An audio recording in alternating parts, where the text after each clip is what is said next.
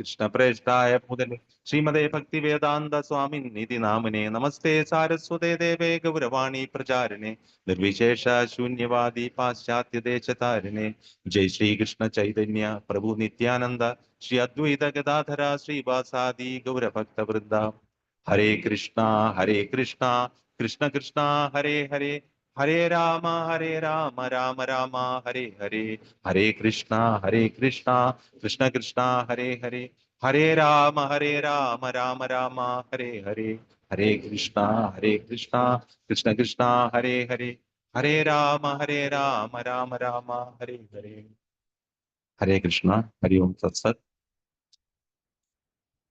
ഇന്ന് ഭഗവത്ഗീത ശ്ലോകം അധ്യായം 16 ശ്ലോകമാണ്.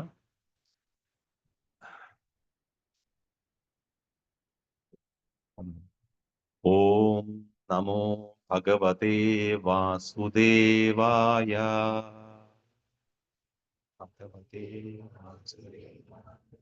ഓം നമോ ഭഗവതേ വാസുദേവായ. ഓം നമോ ഭഗവതേ വാസുദേവായ.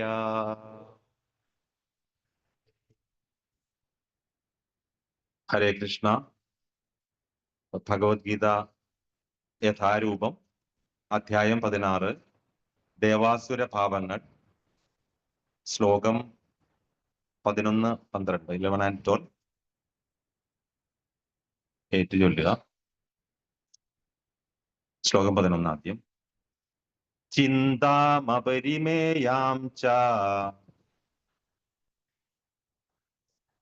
പ്രളയാന്താമുപാശ്രിതഃ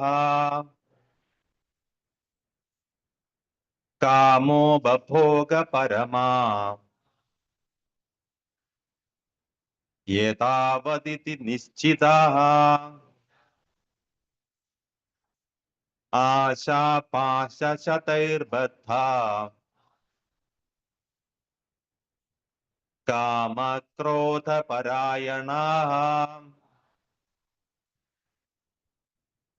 ഇഹന്തെ കാമഭോഗാർത്ഥം അന്യായേനാർത്ഥസഞ്ജയാൻ ചിന്താമപരിമേയാം ച പ്രളയാന്താമുപാശ്രിതാഃ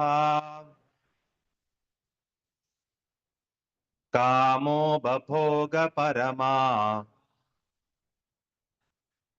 ഏതാവദിതി നിശ്ചിതാഃ ആശാപാശശതൈർബദ്ധാ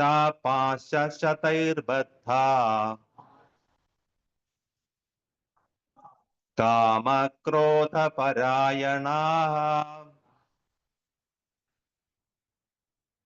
ഇഹന്തെ കാമഭോഗാർത്ഥം അന്യായേനാർത്ഥസഞ്ജയാൻ ചിന്താമപരിമേയാം ച പ്രളയാന്താമുപാശ്രിതാഃ കാമോ ബഭോഗ പരമാ ഏതാവദിതി നിശ്ചിതാഃ ആശാപാശശതൈർബദ്ധാ കാമക്രോധപരായണാഃ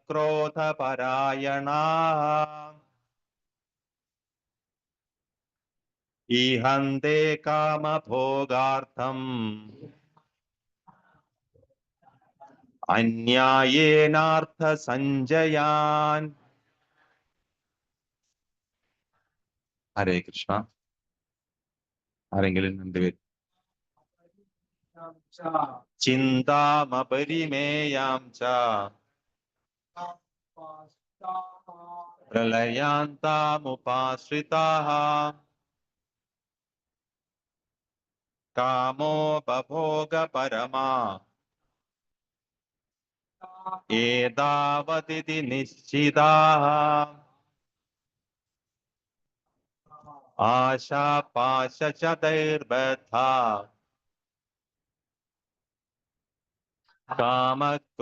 कामक्रोधपरायणाः इहन्ते कामक्रोधार्थम् अन्यायेनार्थसञ्जयान् चिन्तामपरिमेयां च प्रलयान्तामुपाश्रिताः कामोपभोगपरमा एतावदिति निश्चिताः आशापाशशतैर्बद्धा कामक्रोधपरायणाः इहन्ते कामभोगार्थम् अन्यायेनार्थसञ्जयान् चिन्तामपरिमेयां च प्रलयान्तामुपाश्रितः कामोपभोगपरमा एतावदिति निश्चितः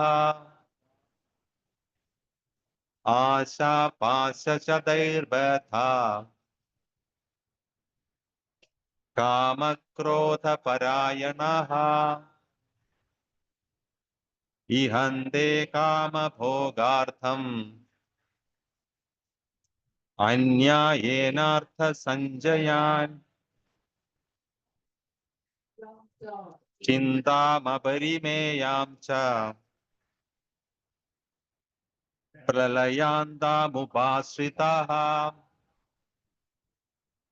कामोपभोगपरमा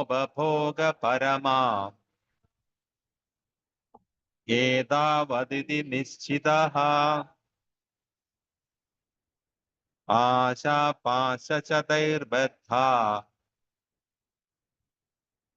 कामक्रोधपरायणः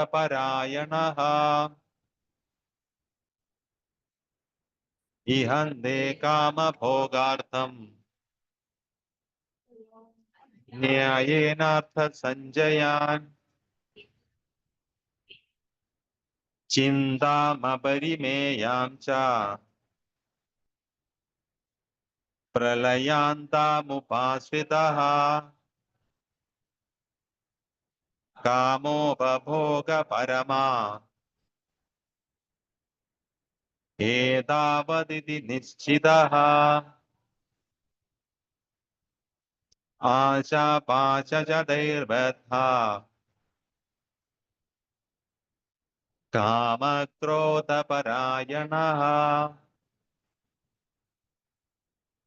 इहन्ते कामभोगार्थम् अन्यायेनार्थसञ्जयान् चिन्तामपरिमेयां च प्रलयान्तामुपाश्रितः कामोपभोगपरमा एतावदिति निश्चितः आशापाशशतैर्बद्धा कामक्रोधपरायणाः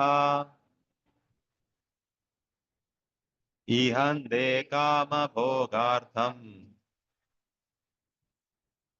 अन्यायेनार्थसञ्जयान् चिन्तामपरिमेयां च प्रलयान्तामुपाश्रितः कामोपभोगपरमा एतावदिति निश्चिताः आशापाशशतैर्बद्धा कामक्रोधपरायणाः इहन्ते कामभोगार्थम् അന്യായേനാർത്ഥ സഞ്ജയാൻ. ഹരേ കൃഷ്ണ. വേർഡ് മീനിങ് വായിക്കാം.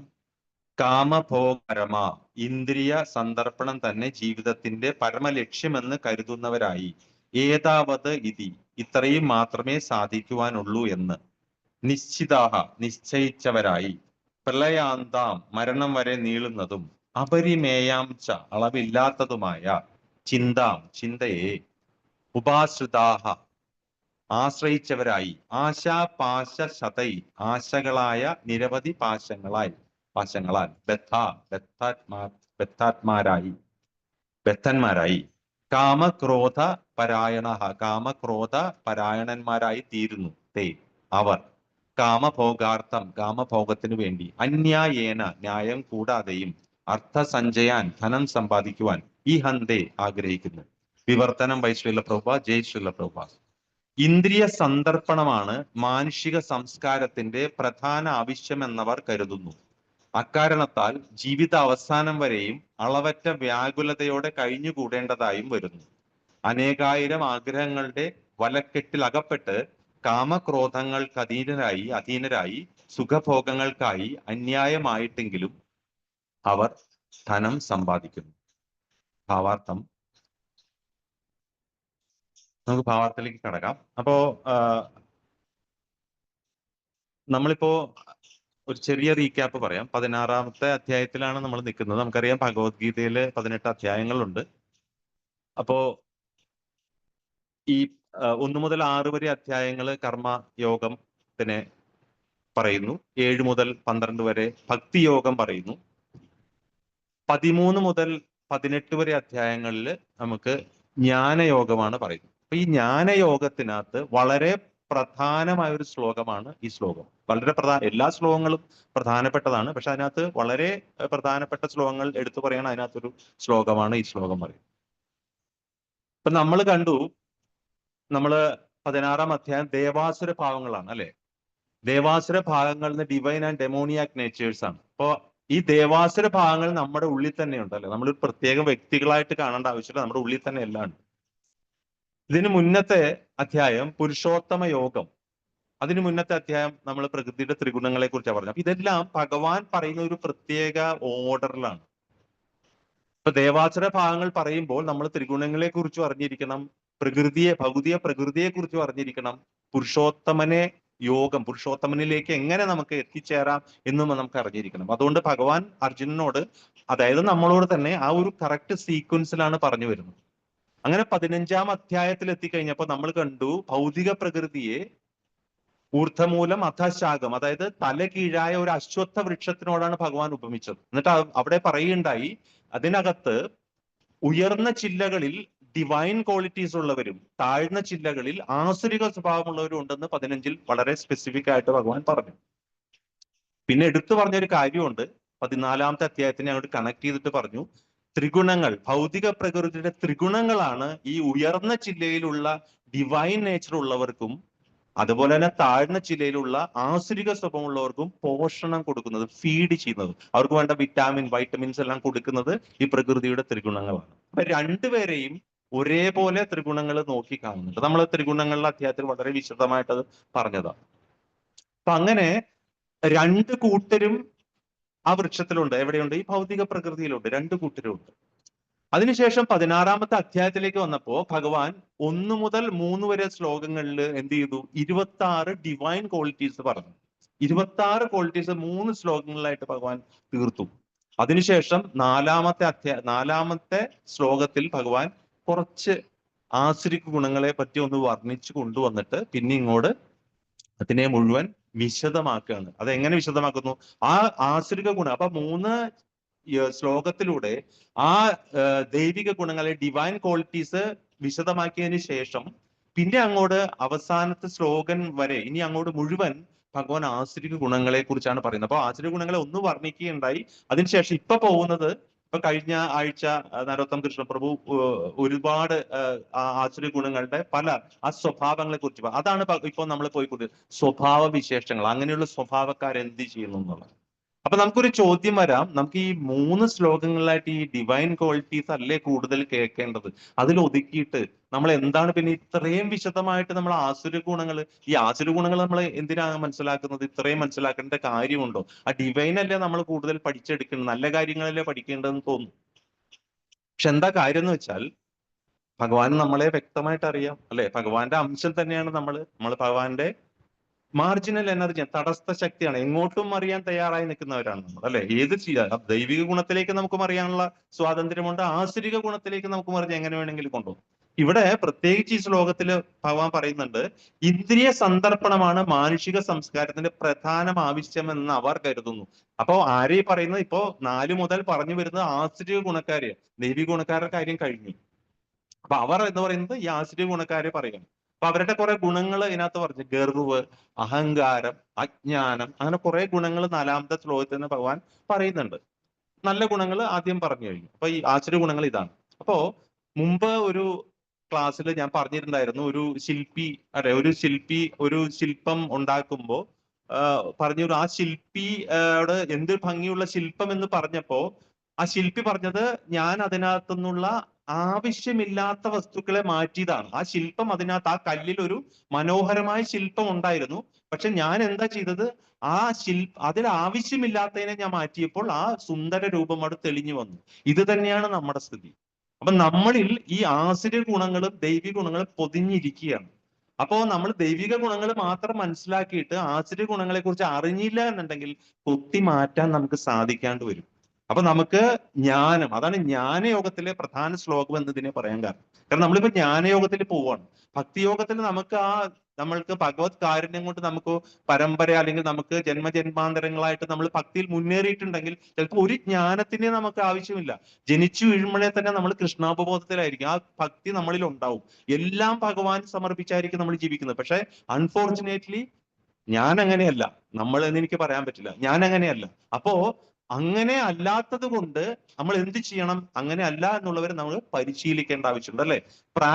നമുക്ക് പ്രാക്ടീസ് വേണം. അപ്പൊ പ്രാക്ടീസ് ചെയ്യുമ്പോൾ നമ്മൾ നല്ലതും ചീത്തയും അറിഞ്ഞിരിക്കണം. എന്നാൽ ഇപ്പൊ നമ്മളൊരു വിദ്യാലയത്തിലോ അല്ലെങ്കിൽ എവിടെയെങ്കിലും കുട്ടികളെ കൊണ്ടുവിടുമ്പോൾ മുന്നേ പറഞ്ഞിട്ടുണ്ട്, നമ്മൾ ആ പാരന്റ്സ് ആ കുട്ടികളോട് എന്ത് പറയും? ഇവിടെ എല്ലാം നല്ല കാര്യങ്ങളാണെന്നാണോ പറയുന്നത്? അല്ല, ആദ്യം പാരന്റ്സ് പറയും, മോനെ അല്ലെങ്കിൽ മോളെ, ഇവിടെ ഇന്ന പ്രശ്നങ്ങളുണ്ട്, ചീത്ത കൂട്ടുകെട്ടി പോരുന്നത്, അവിടെ ഡ്രഗ്സ് ഉണ്ട്, അതുണ്ട്, ഇതുണ്ട്, എല്ലാ മോശമായ കാര്യങ്ങൾ ഹൈലൈറ്റ് ചെയ്യും. അത് തന്നെയാണ് ഇവിടെ നടക്കുന്നത്.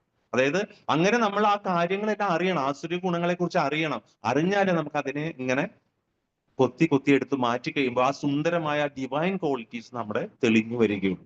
ഇവിടെ പ്രത്യേകിച്ച് ഈ ശ്ലോകത്തിൽ പറയുന്നത് വെച്ചാല് ഇന്ദ്രിയ സന്ദർപ്പണം. അതായത് നമുക്കറിയാവുന്ന ഒരു കാര്യമാണ് അല്ലെ? നമ്മുടെ സെൻസ് ഗ്രാറ്റിഫിക്കേഷൻ, നമ്മുടെ എല്ലാവരുടെയും പ്രശ്നം എന്താണ്? ഭൗതികതയിൽ നമ്മൾ വരുമ്പോൾ, അതായത് കൃഷ്ണ പ്രേമത്തിൽ മുങ്ങി നിൽക്കുന്ന ഒരു ജീവാത്മാവ് ഈ ഭൗതിക പ്രകൃതിയിലേക്ക്, ഇപ്പോ ഒരു സൃഷ്ടി നടക്കുന്ന സമയത്ത് ഒരു ശരീരം തയ്യാറാവുന്നു, ആ സൃഷ്ടി സമയത്ത് ഒരു ജീവാത്മാവിനെ ആ ഒരു ശരീരത്തിലേക്ക് കൊടുക്കുമ്പോൾ ആ ജീവാത്മാവ് ഈ ഭൗതിക പ്രകൃതിയിലേക്ക് എൻ്റർ ചെയ്യുമ്പോൾ തന്നെ, അതൊരു ശരീരത്തിലൂടെ ആയിരിക്കും ഈ ഭൗതിക പ്രകൃതിയിൽ വരുന്നത്. എൻ്റർ ചെയ്യുമ്പോൾ തന്നെ ആ കൃഷ്ണപ്രേമം എന്തായി മാറും? അത് കാമമായി മാറും, ഡിസയറായി മാറും. വെറും ഡിസയറില്ല, അത് അദമ്യമായ ഒരു ആഗ്രഹമാണ്. കാരണം എല്ലാത്തിനോടും ഉള്ള ഒരു ആഗ്രഹം, വസ്തുക്കൾ സ്വന്തമാക്കാൻ, പണം, എല്ലാത്തിനും. അതാണ് നമ്മളെ ഇവിടെ ഡ്രൈവ് ചെയ്യുന്ന ഫോഴ്സ്. നമ്മളെന്ത് അതിനെതിരായിട്ടാണ് നമുക്ക് നീന്തേണ്ടത്. പക്ഷെ അത് വളരെ ബുദ്ധിമുട്ടുള്ള കാര്യമാണ്. അപ്പൊ അതുകൊണ്ട് തന്നെ നമ്മൾ ഈ എല്ലാ ക്വാളിറ്റീസിനെ കുറിച്ചും ശരിക്കും അറിഞ്ഞിരിക്കുന്നത് ആവശ്യമാണ്. ഇപ്പൊ ഇവിടെ പറയുന്നു, ഈ ഇന്ദ്രിയ സന്ദർപ്പണത്തിന് നമ്മൾ പോകുന്നത് കൊണ്ട് ജീവിത അവസാനം, അതാണ് പ്രളയന്തി എന്ന് പറയുന്നത്. അതായത് പ്രളയം, നമ്മുടെ അവസാനം വരെ നമ്മൾ എങ്ങനെ വ്യാകുലതയോടെ കഴിയേണ്ടി വരും. അനേകായിരം ആഗ്രഹങ്ങളുടെ വലക്കെട്ടിൽ അകപ്പെട്ട് കാമക്രോധങ്ങൾക്ക് അധീരനായി സുഖഭോഗങ്ങൾക്കായി അന്യായമായിട്ടെങ്കിലും ധനം സമ്പാദിക്കുന്നു. ശരിയാണ് അല്ലെ? ഇപ്പൊ നമ്മള് കൃഷ്ണാവബോധത്തിൽ വരുന്നതിന് മുന്നേ, ആ കാലെടുത്ത് വയ്ക്കുന്നതിന് മുന്നേയുള്ള സ്ഥിതിയും ഇപ്പോഴത്തെ സ്ഥിതിയും നോക്കിയാൽ അറിയാൻ പറ്റും. ഒരു സമയത്ത് എല്ലാവരും വളരെയധികം രജോ ഗുണത്തിലായിരിക്കും, അല്ലെങ്കിൽ തമോ ഗുണത്തിൽ. അപ്പൊ നമ്മൾ എപ്പോഴും പണത്തിനായി, അല്ലെങ്കിൽ നമുക്ക് പല വസ്തുക്കൾക്കുമായി നമ്മൾ പായാണ്. ഞായറാഴ്ചയൊന്നും ഒരു സ്ഥലത്തും പോവില്ല, സത്സംഗത്തിൽ നിന്നും പോകേണ്ട ആവശ്യം. ആ ദിവസം പറ്റും ഓവർ ടൈം ചെയ്യാൻ നോക്കുക, അല്ലെങ്കിൽ ആ വേറെ എന്തെങ്കിലും ഒരു കാര്യം ചെയ്യാൻ നോക്കി അതിലൂടെ ഒരു പണസമ്പാദനം സാധിക്കുമെന്നായിരിക്കും ഉള്ള ശ്രമം നടക്കുക. പക്ഷെ ഇപ്പോൾ എന്ത് സംഭവിക്കുന്നു? നമ്മൾ കൃഷ്ണാവബോധത്തിലേക്ക് കാലെടുത്ത് വെച്ചപ്പോൾ നമുക്ക് മനസ്സിലായി അല്ലെ, അതുകൊണ്ട് കാര്യമില്ല. ആ മനസ്സിലാക്കലാണ് ഞാൻ.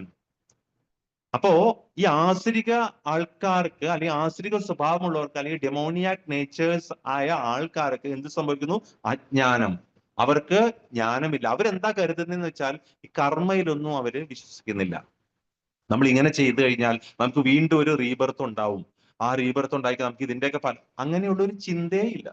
അങ്ങനെ ഒരു കാര്യമേ ചിന്തിക്കുന്നില്ല. ഇതാണ് ജീവിതം, ഈ കാണുന്നതാണ് ജീവിതം. അപ്പോ എല്ലാം ഇവിടെ ഇവിടെ സമ്പാദിച്ചു കൂട്ടുക, കുറെ പൈസ ഉണ്ടാക്കുക, അങ്ങനെ ജീവിച്ചു പോവുക എന്നുള്ളൊരു കാര്യത്തിലാണ് പോയിക്കൊണ്ടിരിക്കുന്നത്. അങ്ങനെ പോകുന്ന ആൾക്കാർക്ക് അജ്ഞാനം കൊണ്ട് അവർക്ക് ഇനി വരാൻ പോകുന്നത് എന്താണെന്നോ ഈ ജീവിതത്തിൽ എന്താണ് ഇനി നടക്കാൻ പോകുന്നതെന്നോ ഒന്നിനെ കുറിച്ചും യാതൊരു ധാരണ ഉണ്ടാവില്ല. കാരണം അവരെ സംബന്ധിച്ച് ഈ ബോഡി, ഈ ശരീരം, ആ ശരീരം തന്നെയാണ് എല്ലാം. അപ്പൊ ആ ഞാൻ എന്ന ഭാവം അല്ലെങ്കിൽ ആ ശരീരവും ആത്മാവും തമ്മിലുള്ള വ്യത്യാസം അറിയില്ല എന്നുള്ളതാണ്. അപ്പൊ നമ്മള് മനസ്സിലാക്കേണ്ട കാര്യവും അത് തന്നെയാണ്. അതായത് ഒരു പ്രധാന കാര്യം ഇത്തരം ഈ ഡെമോണിയാക് നേച്ചേഴ്സ് അല്ലെങ്കിൽ ആസുര സ്വഭാവികൾക്കുള്ളത് കർമ്മത്തിനെ കുറിച്ച് അവര്, അല്ലെങ്കിൽ കർമ്മത്തിന്റെ റിയാക്ഷൻസ് വരുന്നതിനെ കുറിച്ച് അവര് ചിന്തിക്കുന്നില്ല എന്നുള്ളതാണ് ഒരു പ്രധാന കാര്യം. അപ്പൊ നമ്മൾക്കത് ഈ ഭഗവത്ഗീത അല്ലെങ്കിൽ നമ്മൾ ഭാഗവതം, അങ്ങനെയുള്ള സത്സംഗം, ഇങ്ങനെയുള്ള പ്രധാനമായിട്ടും പ്രഭാതരുടെ പുസ്തകങ്ങളിലൂടെയും പ്രഭാതരുടെ ഭാവാർത്ഥം പർപ്പറ്റിലൂടെയും നമുക്ക് വ്യക്തമായിട്ട് മനസ്സിലാക്കുന്ന ഒരു കാര്യമാണ് എന്താണ്, ഈ ജന്മത്തിൽ നമ്മൾക്ക് ഈ ഒരു ജന്മത്തിൽ നമുക്ക് സാധിക്കുന്ന കാര്യങ്ങൾ. അതായത് എന്തുകൊണ്ട് അത് എടുത്തു പറയുന്നത് വെച്ചാൽ നമ്മൾക്കറിയാം 84 ലക്ഷം തരം ജീവജാലങ്ങളിൽ 4 ലക്ഷം തരം മാത്രമാണ് മനുഷ്യൻ, അല്ലെ? അപ്പോ എന്താണ് ഈ 4 ലക്ഷം തരം? 84 ലക്ഷം തരം ജീവജാലങ്ങളിലൂടെ നമ്മുടെ ആത്മാവ് മൃത്യു നടത്തി പോവുകയാണ്, കടന്നു പോയിക്കൊണ്ടിരിക്കുകയാണ്. അതിനകത്ത് 4 ലക്ഷം ചാൻസേ ഉള്ളൂ ഹ്യൂമൻ ആയിട്ട് ജനിക്കാൻ, അല്ലെ? ഒരു ഹ്യൂമൻ ബീങ് ആയിട്ട് ജനിക്കാവും. അപ്പൊ ആ മനുഷ്യനായിട്ട് അതിൽ തന്നെ നമ്മൾ മനുഷ്യരാകുന്നുണ്ടോ എന്ന് നമുക്കറിയില്ല. ആ മനുഷ്യൻ എന്ന് പറഞ്ഞുകൊണ്ടായില്ലല്ലോ. മനുഷ്യന് ഒരു ഒരു മനുഷ്യത്വം എന്ന് നമ്മൾ പറയില്ല, ആ ധർമ്മം ഉണ്ടാവണം. അപ്പൊ 4 ലക്ഷം തരം എന്ന് പറയുന്നത് ആ അവബോധത്തിന്റെ ലെവലനുസരിച്ചാണ്. അല്ലാതെ അത് ഇന്ത്യൻ, ഈജിപ്ഷ്യൻ അതല്ല 4 ലക്ഷം. ഈ 4 ലക്ഷം തരം varies based on our consciousness. അപ്പൊ നമ്മൾക്ക് ഉള്ള പ്രത്യേകത എന്താണ്? നമ്മൾക്ക് ഉള്ള ശ്രീലപ്രഭുപാദരുടെ 9-ാമത്തെ അധ്യായത്തിനകത്ത് ഒരു ശ്ലോകത്തിന്റെ പർപ്പറ്റിൽ പറഞ്ഞിട്ടുണ്ട്, മൃഗത്തിനെയും മനുഷ്യരെയും കമ്പയർ ചെയ്ത് പ്രഭുപാദർ പറയുന്നുണ്ട്. ഒരു നാരായണ സ്വാമികളുടെ ഒരു ശ്ലോകം അവിടെ ഉദ്ധരിച്ചിട്ടുണ്ട്, എല്ലാവർക്കും അറിയുന്ന ശ്ലോകമാണ്. എന്തായിരുന്നു അത്? ആഹാര നിദ്ര ഭയമൈഥുനം ച സമന്വമേത പശുഭിർനരാനാം ധർമ്മോഹി തേഷാം അധികോ വിശേഷോ ധർമ്മേ നഹീനാം പശുഭിർ സമാന. അപ്പൊ ആഹാര നിദ്ര ഭയമൈഥുനം 4 കാര്യങ്ങൾ എടുക്കുകയാണ്. ആഹാരം നമുക്കറിയാം, ഫുഡ് കഴിക്കുന്നത്. നിദ്ര ഉറക്കം, ഭയം പേടി എല്ലാവർക്കും ഉണ്ട്. പിന്നെ മൈഥുനം റീപ്രൊഡക്ഷൻ, അങ്ങനെയുള്ള കാര്യങ്ങളെല്ലാം. അപ്പൊ ഇത് കമ്പയർ ചെയ്ത് കഴിഞ്ഞാൽ മൃഗങ്ങൾ ഇതെല്ലാം ചെയ്യുന്നുണ്ടോ? ഉണ്ട്. മൃഗങ്ങൾക്ക് ആഹാരമുണ്ട്, നിദ്രയുണ്ട്, ഭയമുണ്ട്, മൈഥുനമുണ്ട്. മനുഷ്യർക്കോ ഇത് 4 ഉണ്ട്. ഭയമുള്ളതുകൊണ്ടാണല്ലോ നമ്മൾ ഭയക്കുന്നു, വീട് കെട്ടി താമസിക്കുന്നു, അല്ലെ? എന്തെല്ലാം കാര്യങ്ങൾ പൂട്ടി വെക്കുന്നു, എല്ലാം ഭയമാണ്. അപ്പോ ഈ ആഹാരം നിദ്ര ഭയ മൈഥുനം, ഈ 4 കാര്യങ്ങൾ നമ്മൾ കമ്പയർ ചെയ്ത് കഴിഞ്ഞാൽ സമന്വമേതാത് പശുഭിർ നരാനാം. പശു എന്ന് വെച്ചാൽ മൃഗം, നരൻ എന്ന് വെച്ചാൽ മനുഷ്യൻ. അപ്പൊ ഇത് 4ഉം പശുവിനും മൃഗത്തിനും മനുഷ്യനും ഒരേപോലെയാണ്. 3-ാമത്തെ ലൈൻ ധർമ്മോഹി തേഷാം അധികോ വിശേഷവും. നമുക്കൊരു അധികമായ ഒരു വിശേഷമുണ്ട്. എന്താണത്? ധർമ്മം, അല്ലെ? ധർമ്മം എന്നുള്ളൊരു കാര്യം ആർക്കേ ഉള്ളൂ? നമുക്കേ ഉള്ളൂ. ആ ധർമ്മം ഇല്ലെങ്കിലോ ധർമ്മേ നഹീനാം പശുഭിർ സമാന, നമ്മൾ ഇരുകാലി മൃഗം, അല്ലെ? ദ്വിപാദ പശുവായിട്ട് മാറും.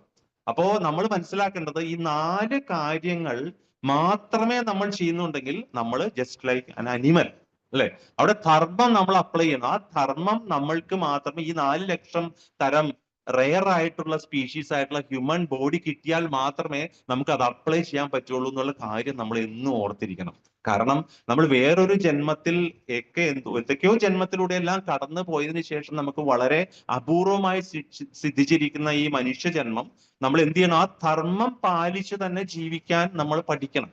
അങ്ങനെ ചെയ്തു കഴിഞ്ഞാൽ മാത്രമേ നമുക്ക് ഈ ഒരു അതായത് നമ്മളൊരു മനുഷ്യത്വം അല്ലെങ്കിൽ മനുഷ്യനായി പിറന്നതിന്റെ പർപ്പസ് ഓഫ് ലൈഫിലേക്ക് പോകാൻ സാധിക്കും. അതിനാണ് നമ്മൾക്ക് ഈ പറഞ്ഞ ഗ്രന്ഥങ്ങളെല്ലാം പ്രഭാതരെല്ലാം ഇത്രയും മനോഹരമായിട്ട് പർപ്പറ്റിലെല്ലാം നമുക്ക് പറഞ്ഞു തരുന്നത്. അപ്പൊ അത് അറിയാൻ നമുക്ക് എങ്ങനെ സാധിക്കുന്നു? എങ്ങനെ നമുക്കിത് സാധിച്ചു? ഒന്നില്ലെങ്കിൽ സത്സംഗം കൊണ്ട് സാധിച്ചു, അല്ലെങ്കിൽ പുസ്തകം വായിച്ച് സാധിച്ചു, അല്ലെങ്കിൽ ഇതുപോലുള്ള ആചാര്യന്മാരുമായിട്ടുള്ള സത്സംഗം, അല്ലെങ്കിൽ ഭക്തരുമായിട്ടുള്ള സത്സംഗം, അല്ലെങ്കിൽ ഭക്തരുടെ ഭക്തരുമായിട്ടുള്ള സത്സംഗം കൊണ്ട് സാധിച്ചു. അതേസമയം നമ്മൾ ആസുര ഗുണക്കാരുടെ കൂടെയാണെങ്കിൽ നമുക്ക് ഒരിക്കലും ഈ ഇൻഫർമേഷൻ നമുക്ക് കിട്ടില്ല, അല്ലെ? കിട്ടില്ല. അതാണ് നമ്മൾ മനസ്സിലാക്കേണ്ട വ്യത്യാസം. അപ്പോൾ ആസുരിക സ്വഭാവക്കാർക്ക് എപ്പോഴും ഇന്ദ്രിയ സന്ദർപ്പണം അല്ലെങ്കിൽ സെൻസ് ഗ്രാറ്റിഫിക്കേഷന്റെ പുറകെ പോകുന്നത് കൊണ്ട് ഈ ഒരു കാര്യത്തിൽ തീരെ താല്പര്യം ഉണ്ടാവില്ല. കാരണം ഇതിലേക്ക് തിരിഞ്ഞു കഴിഞ്ഞാൽ ആ കാര്യം നടക്കില്ല. അതുകൊണ്ടാണ് നമുക്ക് രാഷ്ട്രീയപരമായിട്ടൊക്കെ നോക്കിക്കഴിഞ്ഞു കഴിഞ്ഞാൽ ഇന്ന പാർട്ടി അങ്ങനെയല്ല ഉദ്ദേശിക്കുന്നത്. അങ്ങനെയുള്ള കാര്യപ്രവർത്തനങ്ങളിലേക്ക് കടന്നു കഴിഞ്ഞാൽ പൊതുവെ ശ്രദ്ധിച്ചാൽ അറിയാം, അവിടെയെല്ലാം ഇന്ദ്രിയ സന്ദർഭത്തിലുള്ള കാര്യങ്ങൾ, ഭൗതികമായ ഒരു നമുക്ക് ആ പദം തന്നെ തെറ്റാണ് എനിക്കറിയാം, എങ്കിലും പറയാം, ഭൗതികമായ ഒരു ആത്മീയതയാണ് അവിടെ നടക്കുന്നത്. എന്ന് വെച്ച് കഴിഞ്ഞാൽ ചില അമ്പലത്തിലൊക്കെ പോയി കഴിഞ്ഞാൽ നമുക്കറിയാം അവിടെ എല്ലാം കനിഷ്ഠരാണ് അധികം, അല്ലെ? ഈ നമ്മൾ ഈ ബഹുശാഖ ഭക്തിയിൽ ഇപ്പൊ കൃഷ്ണനെ പരമോ ദിവ്യോത്തമ പുരുഷനായി അല്ലെങ്കിൽ supreme personality of God head ആയിട്ട് അംഗീകരിക്കാത്ത ഒരു വ്യക്തിക്ക് എന്ന് വെച്ചാൽ ഒരുപാട് ദൈവങ്ങൾ ഉണ്ടാവും, അല്ലെ? നമ്മുടെ പഴയ അവസ്ഥ.